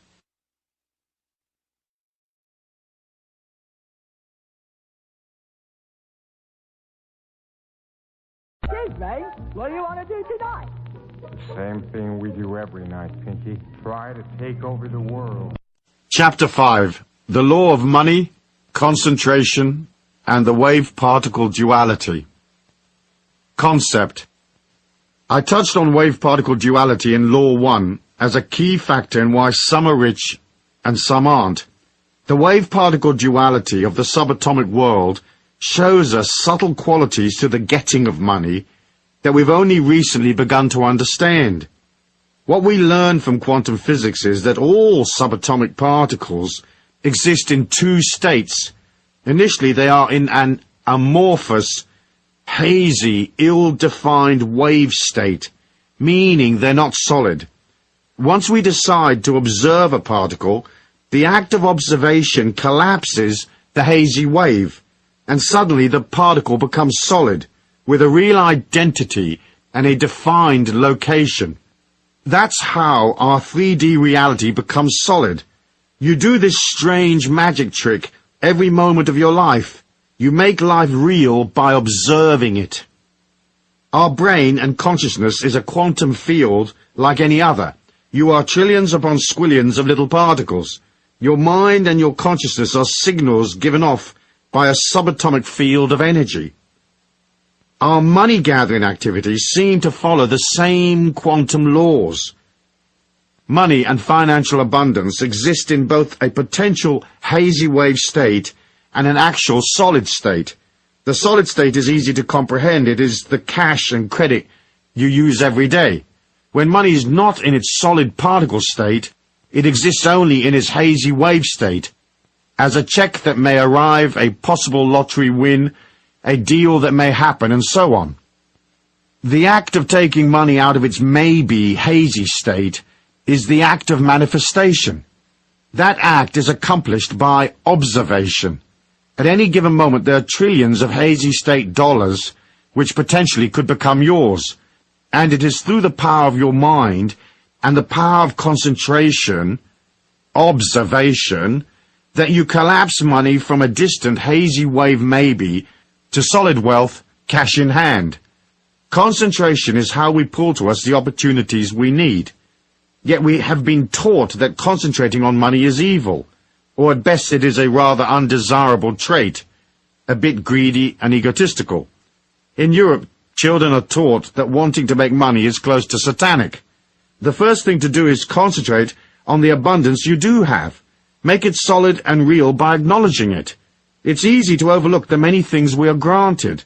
Oxygen, the blood running through our veins, the food we eat, the people we know, the love we have for our friends and family, the companionships of animals and nature, the warmth of the sun, the sustenance of water, the air and the earth.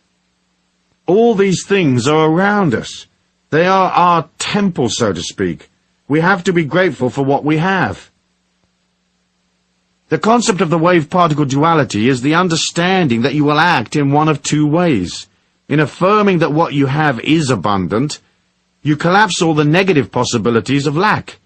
On the other hand, by being emotional and fearful and focusing on what you don't have, focusing on the problem rather than the solution, you intensify the confusion.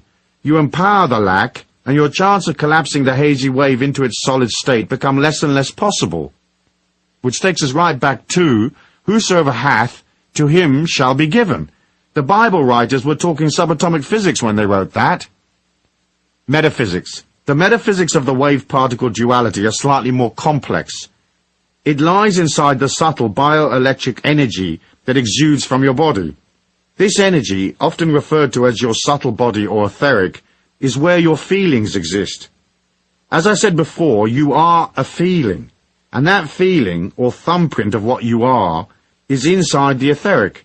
So part of transforming the way you handle your life, not just from the point of view of abundance, but your personal power as well, involves developing a solidity inside that bioelectric etheric field. This consolidation of power can come about in many different ways. One of the fastest ways to raise your energy is to be more disciplined, to take time out to exercise, eat well, meditate, pray, take time to develop order, and time to establish a positive expectancy, to see your life flowing. All these things will raise your energy, but more than anything else, you have to begin to oscillate at a higher level. Oscillating at a higher level is opening yourself up to the light and the abundance of the God force that is in all things. So enter a meditative state and feel the light moving through your subtle body. Keep your meditation simple. See the light coming into your heart chakra, into your throat, and then on up into the center of your forehead. Feel the light streaming down through the crown at the top of your head. Know the light is everything, that you are everything, and that you are the light. You can therefore be everywhere. But once the concept of I am light is firmly established in your mind, you exit the finite world of the ego personality and enter the infinite world of your spirit. Now you are enormous, everywhere and eternal. Now feel the whole of this planet inside your heart. Visualize the planet Earth as a small entity that is orbiting your heart round and round. In this way, what you're saying is, I am bigger than life. I am bigger than my circumstances. I am divine light, eternal. So I am metaphysically larger than the confined space of this planet, or my life's day-to-day needs. It's a matter of standing astride the whole planet, like a huge colossus with the earth at your feet, knowing that you are in control of your life, and that there is a magic and a power all around you that will bring you endless rewards. You don't have to understand the mechanism of how it works. All we have to do is know that it does work. Deepak Chopra says in his book, The 7 Spiritual Laws of Success, inherent in every intention and desire is the mechanics for its fulfillment. Intention and desire in the field of pure potentiality have infinite organizing power, and when we introduce an intention in the fertile ground of pure potentiality, we put this infinite organizing power to work for us. The trick, therefore, is to keep your energy pure, so that your potential remains fertile. If life is swamping you emotionally, if you feel timid and unsure, the subtle energy you project doesn't go forward. In fact, it collapses back on itself, which is why in troubled times people often say, "My God, I feel like everything is collapsing around my ears." This is the sensation of your subtle etheric closing in and coming back to protect itself because it feels weak, much like a small animal who huddles in a corner when a predator attacks. Express your energy outwards. You don't have to be perfect to be confident. Know that you are light, and know that you can move your energy to any distance across the earth plane. You can touch people and pull opportunities from tens of thousands of miles away. Distance is not involved when you live at the level of the divine light of God's abundance. There is no distance, so there is no limit to how far you can reach or how well you can do. The infinite nature of energy has within it the mechanics for fulfilling your dreams. That's certain. We watch it happening every day. Action. As part of concentrating on money, you will need to take some money action. Money doesn't move of its own accord. If you drop a $100 bill in the street, there it stays until somebody picks it up, or the wind blows it. Similarly, abundance involves you moving towards opportunities. It is in the act of motion that you generate energy, and as I have said previously, money and energy are the same. So each day, take one defined, concerted action which will assist you in your money-gathering activities. Plan out the deal, print the brochure, attend the conference, whatever it takes. Action, action, action. Lots of it.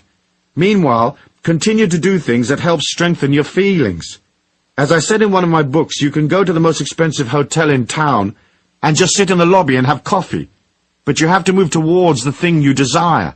You have to join in your feelings so that the abundant world, which you are entitled to be a part of, is not something strange to you. It is not hazy, unobtainable, or laced with negative energy. As you move towards abundance, walking in and out of expensive shops, having a coffee in the Grand Hotel, buy the financial papers, even if you don't already get them.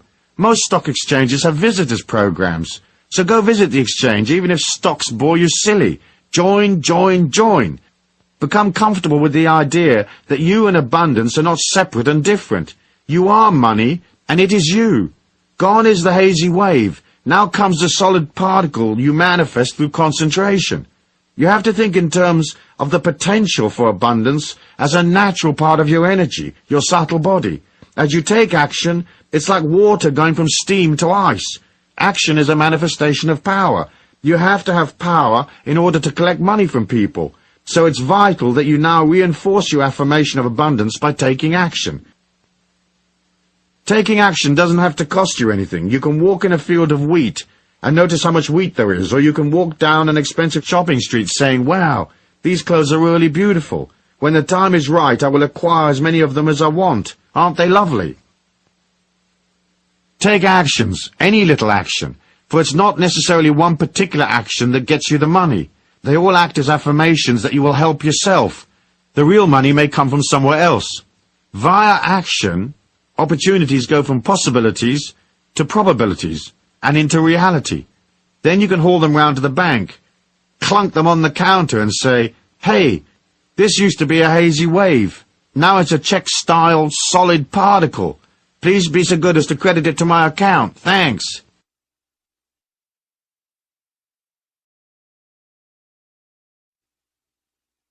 Chapter 6. The Law of Invocation and Manifestation. Concept. First, there was the Word. Sound is a major force in the act of creation and manifestation. It's another part of the mysterious mechanism that moves our thoughts and ideas from the hazy wave state to solid reality. We have to invoke our desires, call out to the universe. We must tell it what we want, not just think about what we want. When we speak out loud, verbalizing our reality, we engage the manifestation process. Sound is a part of that which creates our individual reality. Each moment of our life we either invoke or destroy our dreams. We call upon it to become a fact, or we cancel our previous instructions. When the shamans of old called for rain, and suddenly it pissed down buckets. Everybody thought it was a great magic. But people didn't understand how the process works. In fact, it was only ever the power of invocation, with a little bit of help from the shaman's connection to the nature spirits. Invocation is like dealing with a mail order company. You call the clerk on the 800 line and invoke your order. Send me this, send me that. So begin to state your needs out loud as fact. For example, you might be having a coffee with a friend and you'd say, "A great financial prize is about to descend upon me." And they might ask, "How is that?" And you answer, "I'm invoking what I know to be true. I know it is true because just by invoking it and believing it to be true, I transfer my idea from a hypothetical potential universe reality to this 3D reality. As I invoke, I create what I need." So decide what you want and invoke it. Don't waffle or daydream. Don't voice any maybes, uncertainties and doubt. The universe at large can't get its infinite head around wishy-washy doubt. Either something is or it isn't. Be firm, be certain, be absolutely definite. Don't say, "When I get this and if I get that, then and only then will I experience my dream." Instead, invoke your dream as fact. Remember, in the realm of the infinity of energy, there is no time. Everything is eternally present. So all your dreams are a reality in some parallel universe. By invoking your dream as a given fact, you haul it from a parallel place to right here, right now, in your warm, clammy hand, to love and behold and enjoy. Coolissimo! Metaphysics. The metaphysics of invocation are hard to comprehend and explain. I can't absolutely say why it works or what the real technology behind the law is. It seems to me that as we give voice to our reality, we not only move the air, but we also move the etheric reality around us. Just as our bodies have a subtle bioelectric reality, etheric, the whole planet and the ambience around us has its own etheric body. That body may very well be connected to parallel universes wherein our hypothetical ideas and dreams exist. When we invoke, we seem to haul those ideas from hypothetical possible universes to this one right here on Mother Earth. The important thing is to believe in what you are invoking and don't voice any depreciating ideas. Keep your dream safe. Guard its holy and sacrosanct nature by not trashing it with negative waves. Don't engage in idle chatter and thoughtless remarks. If you say this situation is a nightmare, you invoke terrible spirits to visit you at night. If you say it's dreadful, you establish fear and dread in your life. If you say something is a pain in the butt, be prepared for a hemorrhoid attack. Don't moan, and don't allow doubt and disquiet to diminish your life and its power. If you're worried about something, keep it to yourself, and don't vocalize it as fact, for that solidifies it. Work instead on the solution. Voice that solution as fact. Everything can be changed. Catherine Ponder says in her book, The Dynamic Laws of Prosperity, "Never underestimate the power of words. You make your world with words, as did Jehovah in the beginning. But if you do not like the world you have previously made with words of discord, lack, limitation, and hard times, you can begin building a new world of limitless good and prosperity by changing your words of command and decree." So there you have it. Invoke the word and get the abundance and happiness you are entitled to. Action. Prayer is a form of invocation, especially when we pray out loud. But to make prayer really work for you, you have to make the subtle shift from asking and begging to knowing. If you say, "God, send me more money," that's not an invocation. It has an air of uncertainty about it. It feels weak. Invocation requires you to state your need as granted, and to be certain that your loot is already on its way, delivered and real in a parallel universe, and on its way to this 3D reality we call home. So instead of praying quietly, pray out loud, stating each desire as fact. Remember, a great prize is about to come into my life. A very profitable opportunity is on its way to me. A large sum of money is dropping into my lap effortlessly, and so on. Invoke, invoke, you'll never be broke.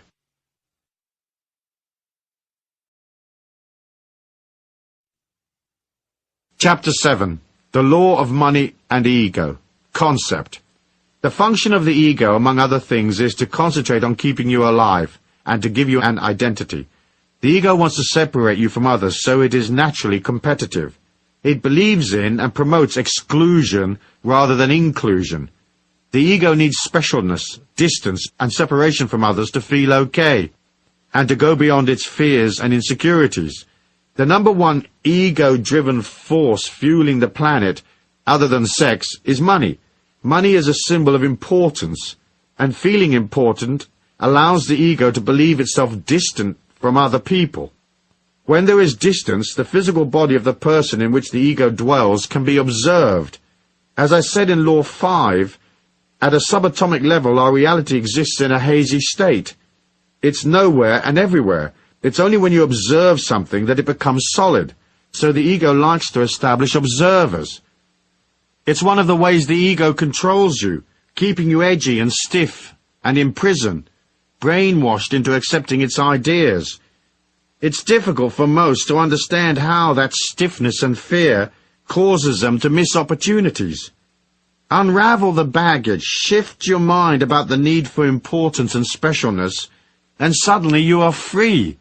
After all, what you really need is a happy, liberated, creative life. Seeking admirers and observers is for the weak and insecure. You're not a performing dog, acting out, hoping for attention and a tasty morsel. It's degrading and debilitating, and spiritually it's rather ugly. There's no greater abundance than the abundance freedom offers. To unshackle from the ego's manipulation of you is to transcend. It's a hair's breadth from total enlightenment. What is the point of being enormously wealthy if you're neurotic and scared? What is the point of being famous if it means you create for yourself a luxury prison of sadness and loneliness, surrounded by yes-men and minions, but without the company of real friends who love you, who accept you unconditionally, people you can love in return? As I said in The Trick to Money is Having Some, money-making is not a serious business.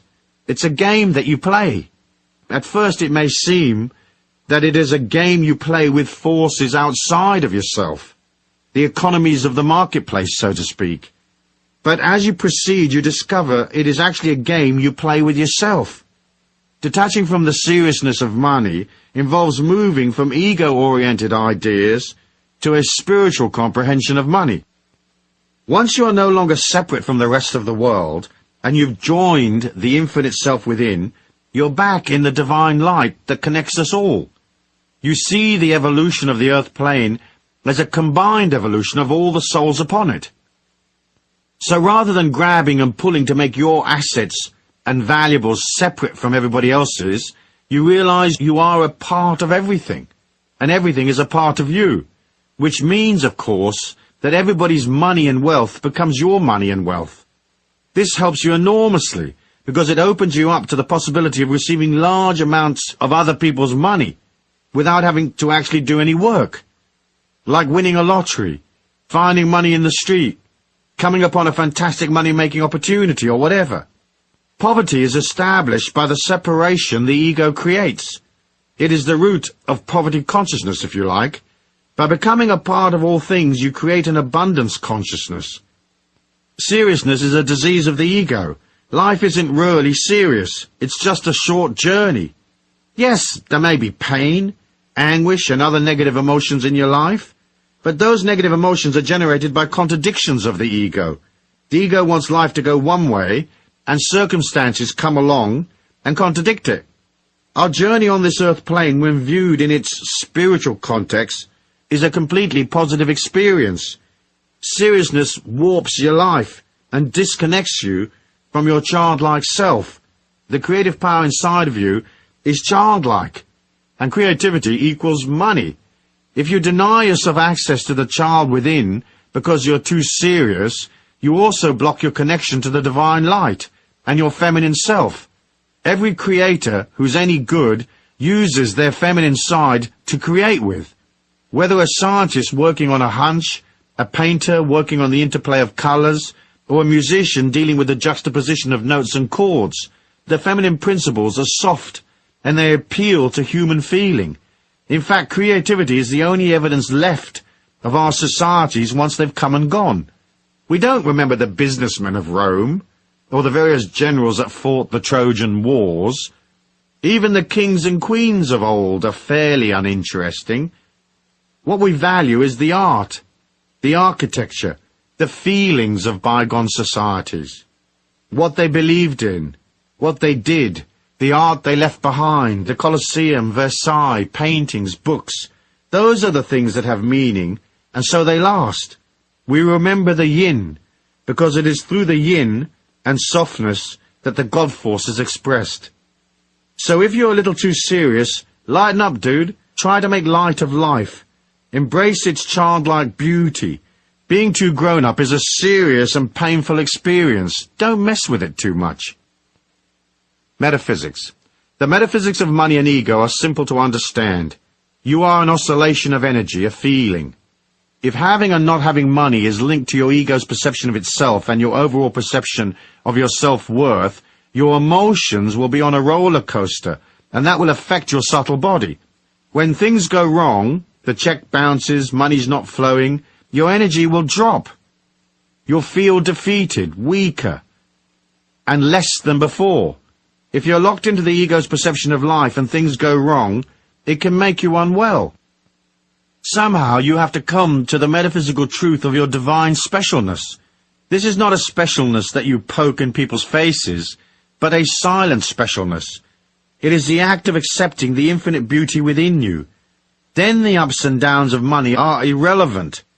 To get to that point of view is not an overnight process for many, because everything we ever hear tells us how important status is and how lacking we are. All advertising is there to remind you of what you haven't got. Its function is to stimulate the desire by subtly showing you an inadequacy. Often advertising uses subliminal fear mechanisms. You don't want to be fat, do you? And therefore rejected by others. So buy these special foods. You don't want wrinkles, do you? And therefore be lonely and unloved. Rub this useless cream on your face. You want admirers, don't you? Buy this glitzy car that will fall apart in 2 years. Advertising also stimulates debt. Debt is a form of leaning. A bit of debt, manageable debt, is okay. Lots of debt topples you over. It takes you into fear and negative emotion, which affects your etheric energy. Once the etheric starts to wobble, you have less protection from outside forces and psychic intrusion, and you may experience even more fear, get depressed and so forth. The way the government and the media play to the ego is an insidious control trip. It's designed to make you a prisoner. The only defense you have against TikTok's bombardment of you is to detach.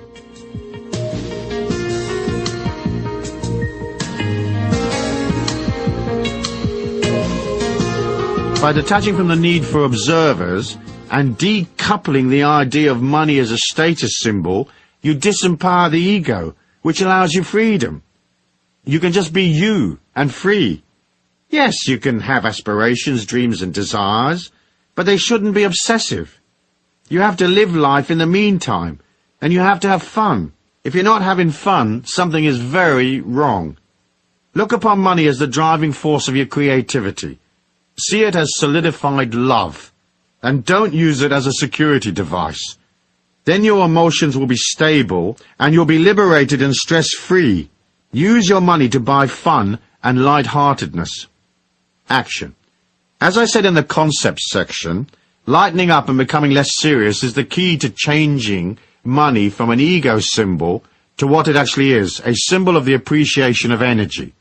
It's a part of becoming less and less complicated. Most people are tied up in knots. Their life takes endless management and sorting out. Take action. Toss out stuff. Gently and kindly get rid of the people you don't need, that are a drain on you. Manage your time better and get rid of all your superfluous commitments. Stay in the pocket and keep it all as simple as possible, given your circumstances.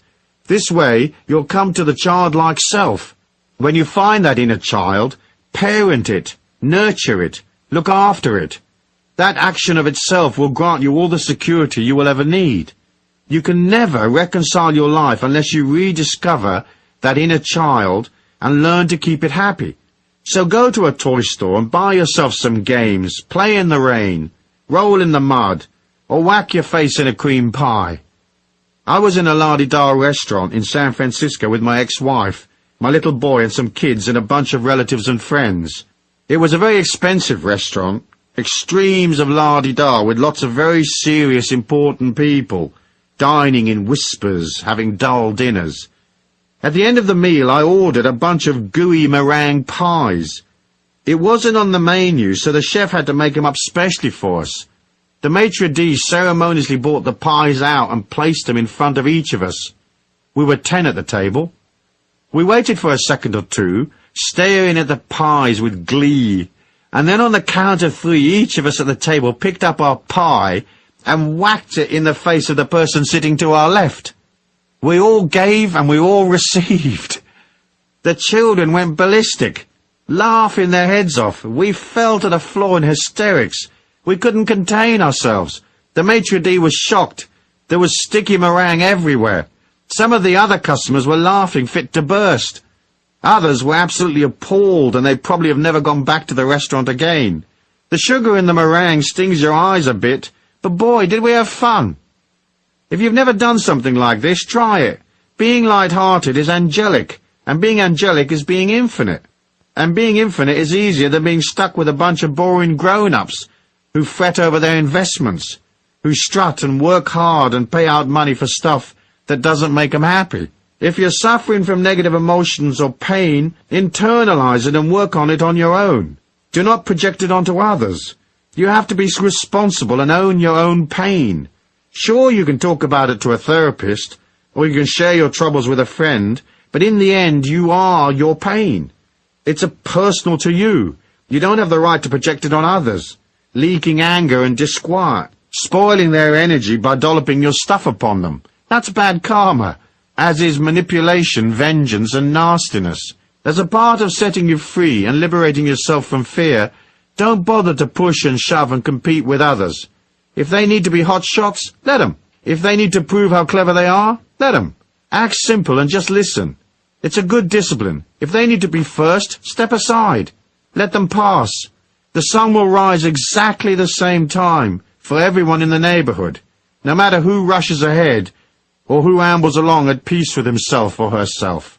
It's the belief you have to compete that creates lack, and the fear of lack. Once you raise your energy, you don't need to compete. Once you don't need to compete, you're no longer scared.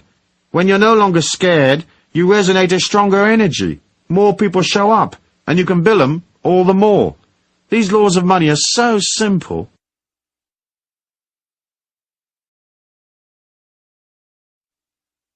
Chapter 8. The Law of Giving and Receiving. Concept. People get confused about giving and receiving because they wonder how much they should give in order to receive. Sometimes they wonder if they are receiving a fair share. But the concept is easy once you look at it from the point of view of emotion and not money or chattels. The way to ensure that you will always have enough is to forget about the money and concentrate instead on giving of yourself emotionally. That is, supporting people, putting out energy, being there for others. People are scared and insecure, and they need emotional support. They need protection. It costs you nothing to give it to them. To do so, you have to put aside your problems and worries, you have to subjugate your ego, get underneath people psychologically, and push them up from below. You practice listening, empathizing, really hearing what they are saying, instead of cocking an ear politely in their direction while thinking about something else. Look them in the eye when they speak. Repeat back to them words that they have used, so they know that you have listened and understood them. When they are negative, come up with a few words of consolation. Recognize that their emotions are painful for them to bear. Say, for example, "Gee, I understand. That must be tough. It must be very disappointing for you that such and such a thing happened." Don't buy their emotion, just be there for them while they let it out. Don't try to fix things. People usually don't need fixes, they just need a strong, kindly person to listen and to empathize. A few theirs is all it takes. Show interest in life and humanity and people. When you meet someone, ask them questions. Where were you born? Who are you? Are you married? Where do you live? Be there for them. And listen to the answers. Concentrating on people is loving them, so agree to concentrate. That is emotional giving. It helps people feel more secure. Then, never depreciate them or their efforts. At best, you might suggest in a non-threatening way some other course of action, one that might be stronger, more likely to succeed than the course they've embarked on. Never trash people or dump on them. Never say things that might hurt them or scare them. Always try to keep them safe.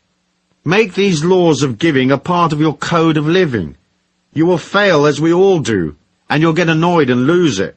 But keep trying, for in the end, you have to fall in love with life and yourself. And falling in love with humanity is one of the ways you learn to love yourself. It's the first hurdle in the giving game. It's the way we master giving. And in doing so, we develop a spiritual quality, we develop charm. Through it, you become spiritually prettier. People respond to that. They will seek you out. Emotional support and protection is kind and benevolent. In a harsh dog-eat-dog world, it's pure heaven when you meet someone who's benevolent and kind and there for you. Once you have the emotional giving sorted, the rest of it follows along naturally. You give of your money and gifts depending on what you can afford. You don't have to spend a lot. Sometimes a small gift, well chosen, with the recipient in mind, is more valuable than something that costs a lot. When I was in the jeans business years and years ago, there was a chap who came into the warehouse regularly. He had a company known as the Good Fairy. Whenever he came in, he arrived with a small present. It was often just a few sticky buns or chocolates or cold drinks, something like that. Everyone liked him, and we cut him all sorts of special deals on the jeans he bought. He would have had his sticky bun money back from us 1,000-fold in discounts on jeans, because he thought of us and took time out to stop at the bakery before he came in to do business. He had giving and receiving sorted out. He was a very humble kind of guy, and he made millions in jeans and the property business. Good luck to him, I say. So the giving and receiving trick is not to be self-centered, and don't be a scaredy-cat tight-ass. Remember, there's no shortage. Money is energy. You are energy, and there's plenty of both. So give emotionally to others, and open yourself up to being there for others. Be kind and emotionally generous, and never rob people of their positiveness or their hopes. Always build them up. Never depreciate them, even if you consider their ideas a bit silly. Back them verbally and emotionally without condition. And if you really can't bring yourself to back them unconditionally, then at least be neutral, as I said. Now, to the receiving. Get your head around the idea that everybody's money is your money. Do things which allow you to truly comprehend that the world is yours. Go to the art gallery in town and look at the great works and place the image of those pictures inside your heart. They are yours. Go to the jewelry store and mentally place those fine things inside you as well. It's nothing more than reaching out in your mind's eye for a necklace, pulling it back and placing it inside you. It's now yours, rather than being unobtainable behind the window as you gaze at it from the street. Look at the fine things of life and own them mentally. Let them belong to you. Now let's start to affirm these ideas as true. Go take $1,000 out of the bank and try to never walk around with less than, say, $500, even if it is the last of your money. If you can't manage a permanent float of $500 right now, then settle for less, but carry cash with you everywhere you go. Of course, if you can manage more, carry a couple of grand. Don't worry about losing it, or those negative waves about being robbed. You are in the flow and balanced and in charge of your money. No one's taking it from you. In fact, they're lining up to give you more. Get used to having money in your pocket, knowing that you are abundant and that more is coming, and knowing that you are responsible and you won't go potty and blow it all in 10 minutes if you can't afford to. Carry real money, not plastic. Credit cards have negative connotations. They're often a symbol of lack, not abundance. They are a mechanism which appeals to the ego, and so they control people. Using credit cards, people overspend, and that trips them into worry and fear, for the bill is on the way. Don't use credit cards except when you have to establish credibility, like at car rental companies. The rest of the time, use cash. It's solid and real, and it helps you feel rich. Its presence in your pocket is an affirmation that you have money, and that you are open and ready to receive even more. Next, believe in your abundance. When bills come in, pay them the same day. If you don't have the money yet, as say you are waiting for payday, write out the check today anyway, and post-date it or leave the date blank. Put the checks you owe on your desk, nice and neat and in their envelopes, waiting in line to be mailed. Don't allow bills to rob your spirit of its hopefulness. Be prepared to pay cash for everything right now and on the spot. After all, you want to receive right now, don't you? So don't contradict that by hanging on to the money that's owed to others. Cut the check and know that the universe will provide. Quickie. If you are massively in debt and out of control, file for bankruptcy. Get rid of all the old money aggro and tell your creditors and the universe that you're sorry for mismanaging your life and for denying people their rightful payment. Then never accept credit again. I went to America as an illegal immigrant, with very little cash. It didn't take me long to rack up a whole load of debt.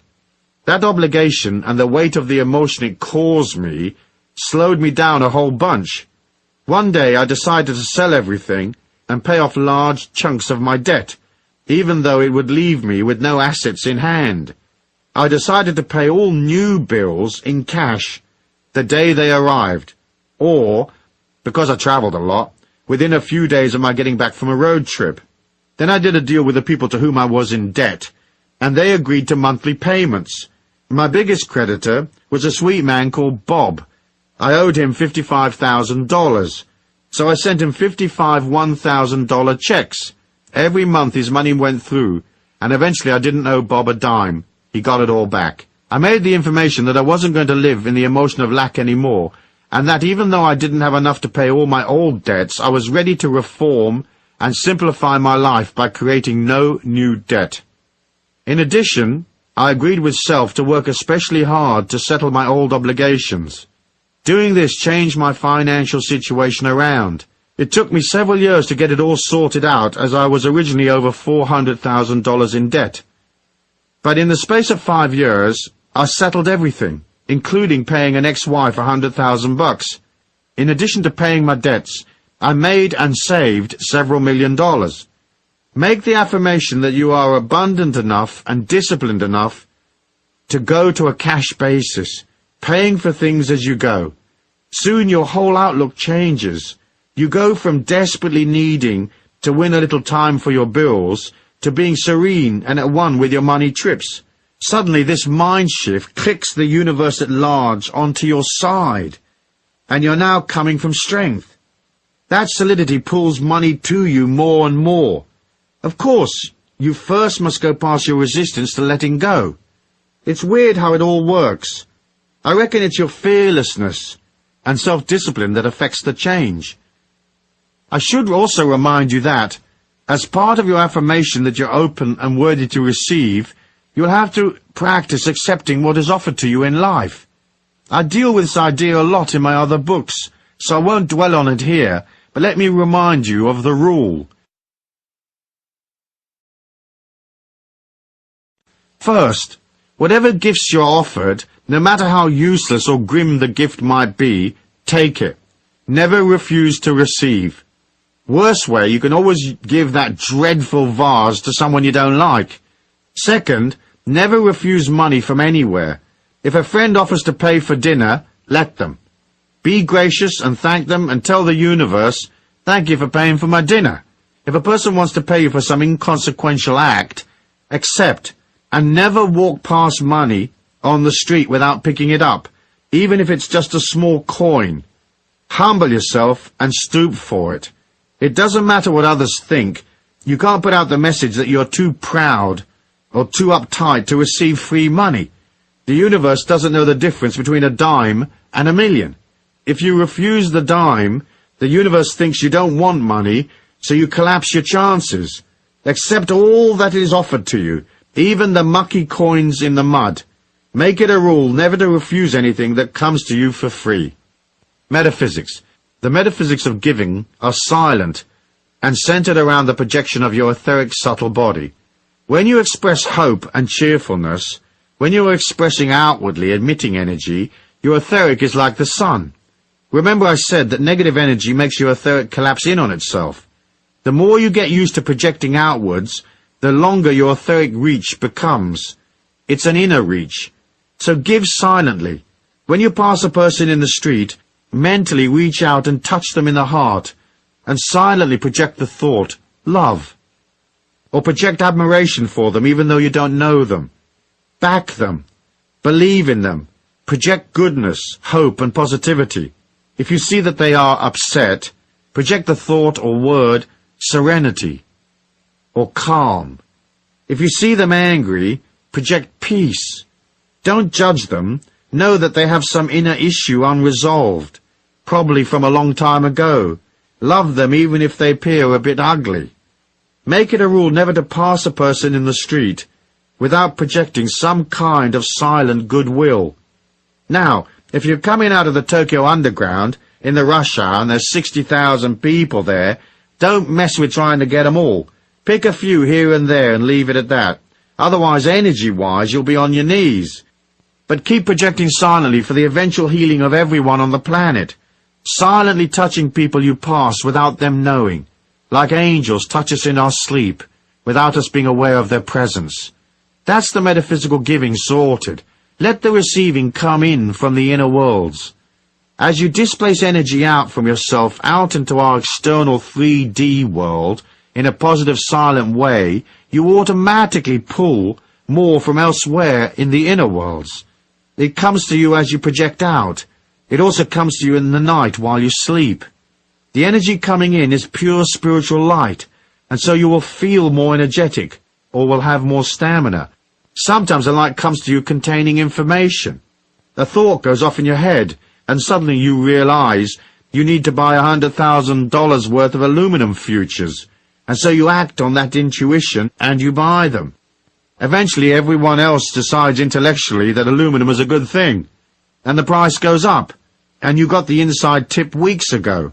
You cleared your position, and you're at the beach projecting the word, relax, to the vacationers who pass by, healing them bit by bit, one at a time. In the world where most everyone projects uncertainty, some make a living of projecting fear, and governments have whole ministries devoted to sustaining fear, it's a cool little whiz that knows how to turn his or her energy the other way and give out security. It makes you different, silently different. The energy builds over time, I promise. Action. One of the best actions you can perform in relation to giving and receiving is to keep a gratitude book. I understand Oprah Winfrey recently picked up on this idea and she's been talking about it on TV. I haven't seen the show, but here's the technique in case you don't know it. You keep a journal of all the things you are grateful for. You write in it every day as a discipline. Oprah suggests 5 things each day. It's a way of pulling abundance to you. In the act of being grateful, you are acknowledging your abundance. The fact that you have to take, say, 5 minutes to write your journal each day means you are observing your blessings, so you make them more real. Your mind projects more satisfaction and less lack, and so more good things come to you.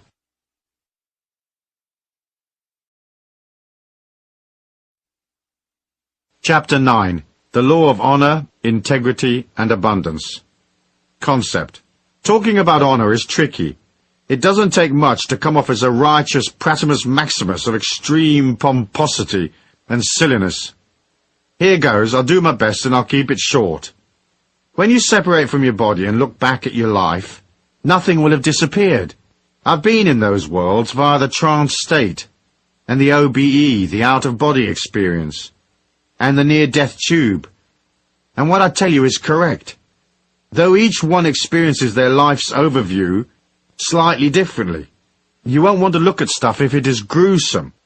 If your life has been one of manipulation, inflicting terror, nastiness, rip-offs and so forth, The moment of your spiritual overview is going to be an extremely painful experience, unless of course you change things now. You can metaphysically and spiritually rewrite your history by seeing your mistakes as lessons, understanding that the God force is full of compassion, and realizing that each of us falls into the dark through our weaknesses and fears. In addition, the people who have been affected by any darkness you projected had a metaphysical responsibility. They must have projected or sustained their own negative energy for you to show up. Or at least they must have had options and they didn't take them. Of course, in the case of children who are abused, they don't have options because they're born into negative situations. If darkness has been a part of your life, you can perform a spiritual overview and healing while alive. First, you have to ponder your dark side and agree to let it come out, as it is usually repressed deep within. Then, when you're ready, take yourself off for a couple of days on your own, someplace remote and quiet, stay in silence and fast, meditate and pray. Allow the impact of your acts to come upon you, and once you've looked at that, all you have to do is own it. That is, you will have to see how you were responsible. Owning it is accepting that you inflicted the pain on others, and you have to see how it must have felt for them as they became scared or sad because of your actions. Perhaps you killed them off because they lost hope, or perhaps they died not because you killed them literally, but because you stressed them out so much they passed away from other maladies. You use your 2 or 3 day quiet period to look at your dark side, to process and acknowledge your hatred and antagonisms. You agree to come to an act of contrition and to atone. Contrition and atonement sound serious and biblical. One imagines balls of fire cast down from above while Sodom and Gomorrah burn in the distance. It's not quite like that, because a universal compassion kicks in if you do it right. Contrition is feeling sorry for your stuff-ups and owning them, and atonement is doing something about them. We all have darkness inside of us, so you don't have to feel especially guilty. Yet you can't get to the light without passing through the dark. The idea that you can escape it completely by just being positive is metaphysically unsophisticated. You can certainly avoid it for a bit, building light and energy as you go, but in the end it is always there. You have to tackle it one day. Rudolf Steiner called it the guardian of the threshold. I always imagined the guardian as a monster on your path, who knew all of your weaknesses and could play upon them. It would eat you if you didn't have the courage to face it. Even the most saintly person has a dark side. If they say they don't, they're a saintly person with quite a lot of BS and denial, and that of itself can be dark. Even Jesus had his 40 days in the desert, processing his shadow side, being tempted and so forth. As your energy grows and grows, and as you become more and more light, you have to come to honor and integrity. For the expanding light within you attracts the dark forces that hang around looking for weaknesses, looking for ways to use to their own ends the power you are creating. Now, people usually believe they have no dark side, or that they have already processed it, but that is not often the case. Many have simply repressed their dark side deep within so it's not obvious.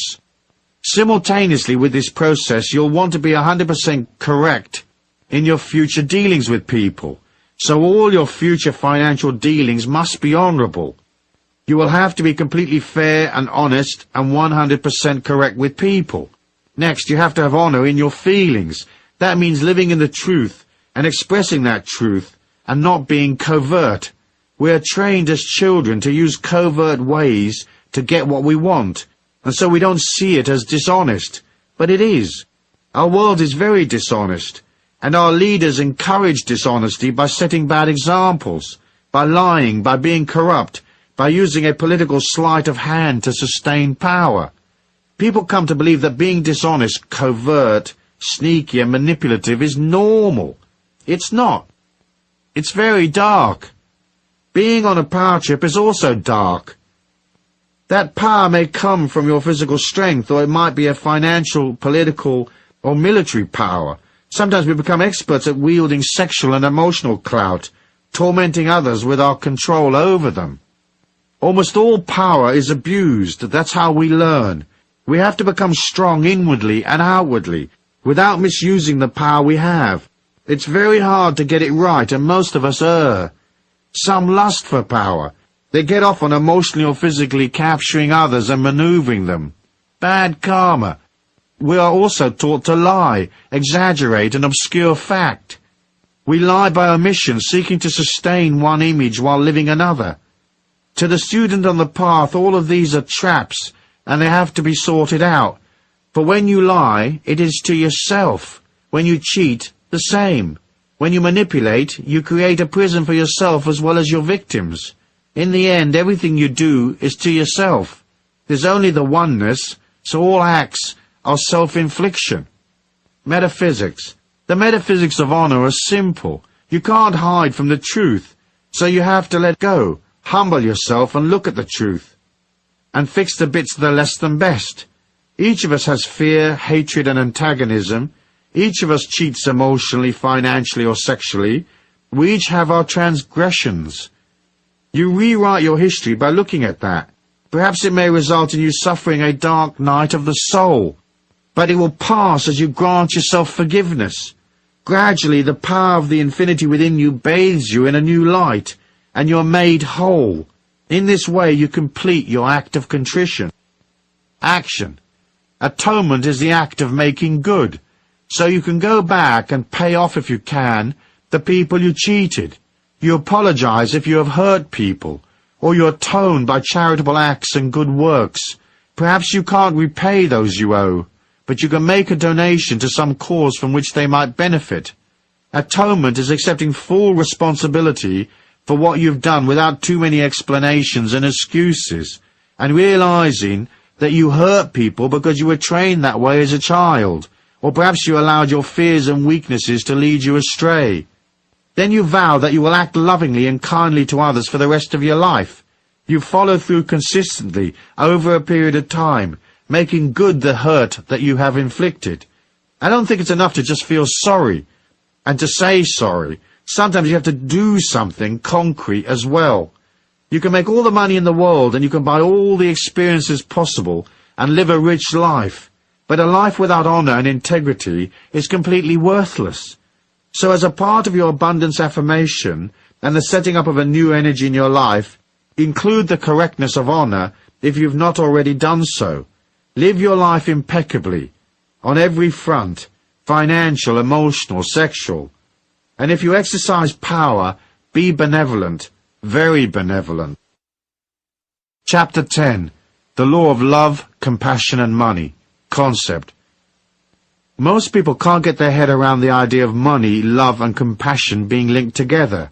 The idea that money can be a symbol of love seems odd. We are so programmed the other way. Here's how they are linked. It'll help you see it all in a different light. There's a psychological war that goes on in us humans between self-hate and self-love. It's a part of another battle that persists. The energy war between living and dying, building energy and depleting energy. The two issues are wrapped up with abundance and love, and they can very dramatically affect your ability to earn money and pull abundance to you. Here's the concept. You start pre-birth as an infinite spirit in a spiritual dimension. There, the spiritual memory of what you are is eternal, and so you have existed in some form or another since the beginning of time. Suddenly, the spirit energy that is the real you finds itself inside a little body, trapped there for life, collecting new experiences. The act of coming into the body is one of descending, leaving the magnificence of a domain of spiritual light and entering into solidity and restriction, physical restriction, and emotional difficulties, the restriction of a dysfunctional family maybe, poverty, disability, whatever. It's a sacred and humbling act to accept such a learning experience. It's an act of love, for the restriction will force a consolidation of energy. It will force that spiritual energy to go from hazy wave to a solid particle body, and it will have to take on psychological impediments which will help it learn what it is like to be a human. Those impedimenta are not real to your spirit identity.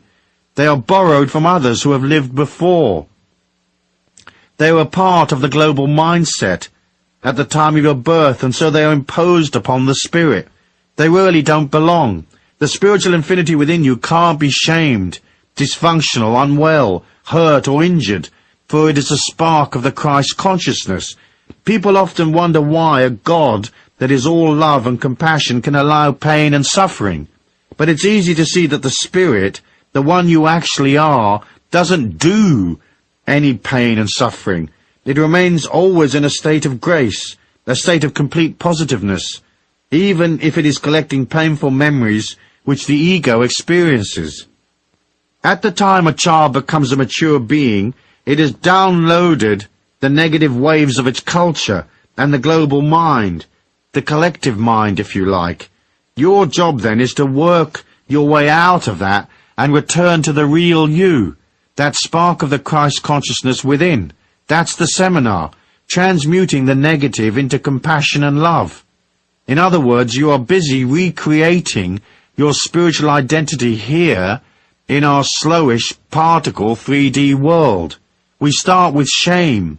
Early in our childhood, we are shamed when people shout at us, get angry, admonish us for not using the potty correctly, whatever.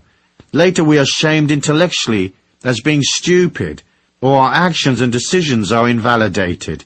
Then perhaps sexual shame kicks in, as we discover we're not pleasing to other humans as a sexual partner, or we're very pleasing, and we're used by others. Sometimes sexual abuse is forced upon us in childhood. It's all very difficult stuff, this little seminar called life. Psychological shame kicks in as we deal with the peer pressure of our teenage years. You have to be like this to be cool, and if you aren't following the herd, you're ostracized. We are shamed into conformity, even if the conformity is one of hooliganism and drugs. There's a conformity in rebellion and the counterculture, as there is in TikTok. Now we're doing serious amounts of confusion and pain, and we probably hate ourselves. We want to be something else. At times in our dreams we remember we are an eternal spirit, but it's a distant memory. Right now we are a human who is insecure and hates themselves and is in various degrees of pain and anguish. On top of all this, there is the other issue, that of living and dying, high energy and low energy. We have to fight our way out of these fears and restrictions and return to our spiritual identity. First, it's a love of self, not a narcissistic, egotistical love of self, but more a physical, emotional, psychological and spiritual respect for self. Can we love ourselves in spite of all we've been told, all the personal defeats we've suffered, the shape of our face, our lack of ability or whatever?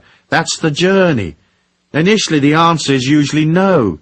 Self-hate kicks in. We anesthetize the pain via drugs, sex and illusions of power, or we use overwork and alcohol to blot it all out, succumbing to our addictions.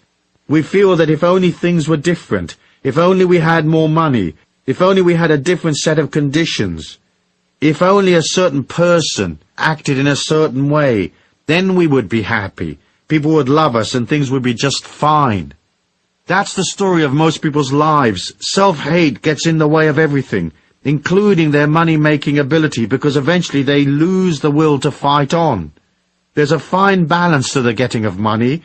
It usually involves activity, and that activity takes you further and further from your real self. It burns energy and makes you less secure, not more secure. The security you seek is within. It comes from seeing yourself as beautiful. It comes from going through the healing we talked about in the last section. It's the act of self-love, the acceptance, detachment, and forgiveness of self. It's where you wake up and remember that you are not the spotty-faced teenager who was ridiculed and shunned. You are a powerful, eternal spirit, imbued with the Christ consciousness, and here with a mission to fulfill and lessons to learn. A spirit of infinite honor and integrity that has a connection to all the knowledge that exists. Nobody out there is perfect. We're not trying to compete in the perfection stakes. You can love yourself and be imperfect. as God loves us unconditionally. I really like the image of the water rat. This scruffy little rat that sniffs around on the edge of muddy river banks. It doesn't look like much, but the little rat is sitting there on a log by the side of the river.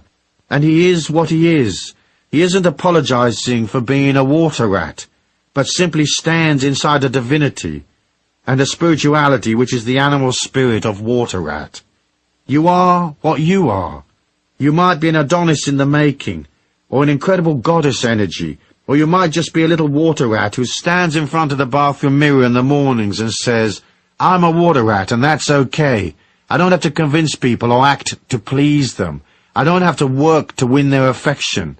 I don't have to pay for them so they will love me, because I love myself. I am what I am. I'm going out today. I'm going to believe in myself. I'm going to be honourable. I'm going to concentrate on people and treat them fairly.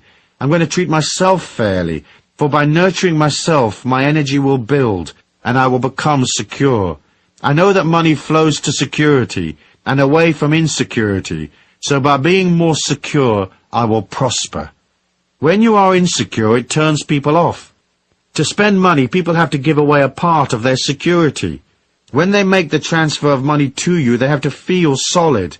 They have to feel they're getting something that will make them more, because they're paying out and becoming less right now.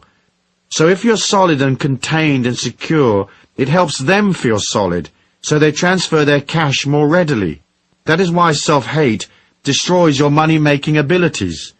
Partly, as I said, because it's hard for you to include yourself, and partly because you trigger insecurity in others, and that forces them to hang on and become tight. By booming out life force, love and strength and fine encouraging words to support people, you express a compassion for people's insecurity, and in the process you become stronger and more abundant. You become a divine paramedic offering people the oxygen mask of life force, dolloping out goodness and strength so they become less fearful. People will respond to that life force, and it's up to you to figure out how you're going to bill them. Money is a symbol of that life force, of its appreciation. Money can be a solidified form of love. Through the transfer of money, we facilitate love and communication with other humans. It offers us a simple system for providing for and loving and nurturing ourselves, and it is one of the ways of expressing generosity and kindness for the less fortunate. Metaphysics. The energy war is a simple one to understand. We generate energy and we burn it. Modern life and its psychic and chemical pollution threatens us daily.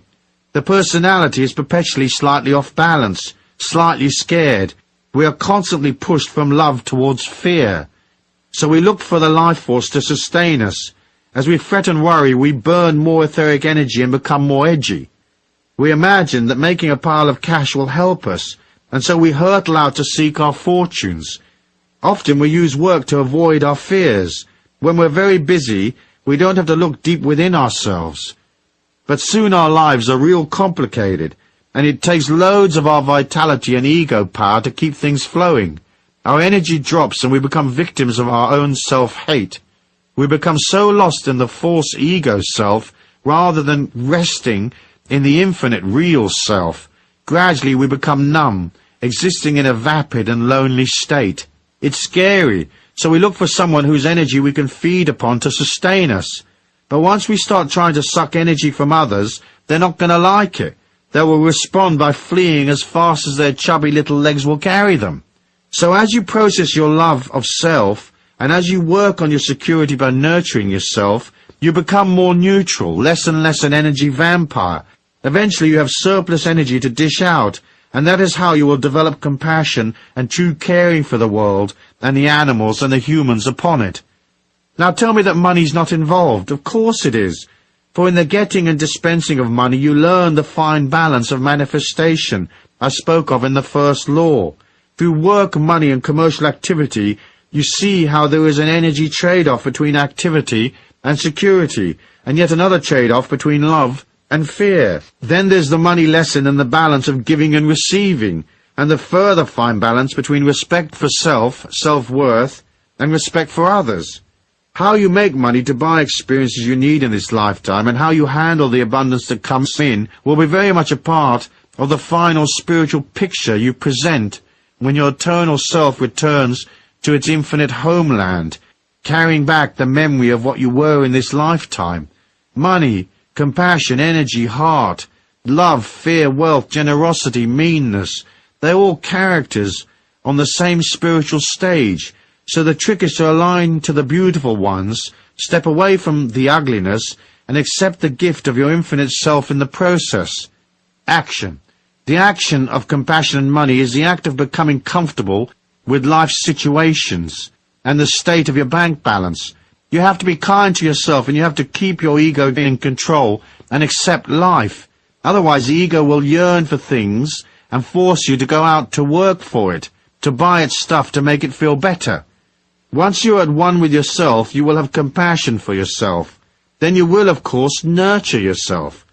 But you won't have to go shopping to distract you from your fears. As you become more aware, you become more real. Then, by discarding the useless stuff and eliminating unnecessary obligations, you become more balanced and settled, more silent and less manic. You'll also have less activity and stress, and you'll feel better, and so onwards and upwards. Do something for yourself every day, something compassionate and kind. I don't mean buy yourself breakfast, I mean do something that is spiritually or physically nurturing. A massage, a fast, a meditation, exercise, rest, play, that kind of thing. For it's in the quiet time that you see the great abundance of this life, and you'll move from the ego's disquiet to the spirit's wholeness, and you'll see that the things you worry about are often not worth the worry. In the quiet time you'll see what has real worth for you and what is just fluff and hype. Once you get real, all your energy can go towards becoming what you really need and want to become. That transformation must be a part of your story in this lifetime. Making money is not enough. You'll have to do something that has meaning. You will want to collect memories in abundant settings, but you will also want to be surrounded by love and friendship. You will want to be doing things that you want to do.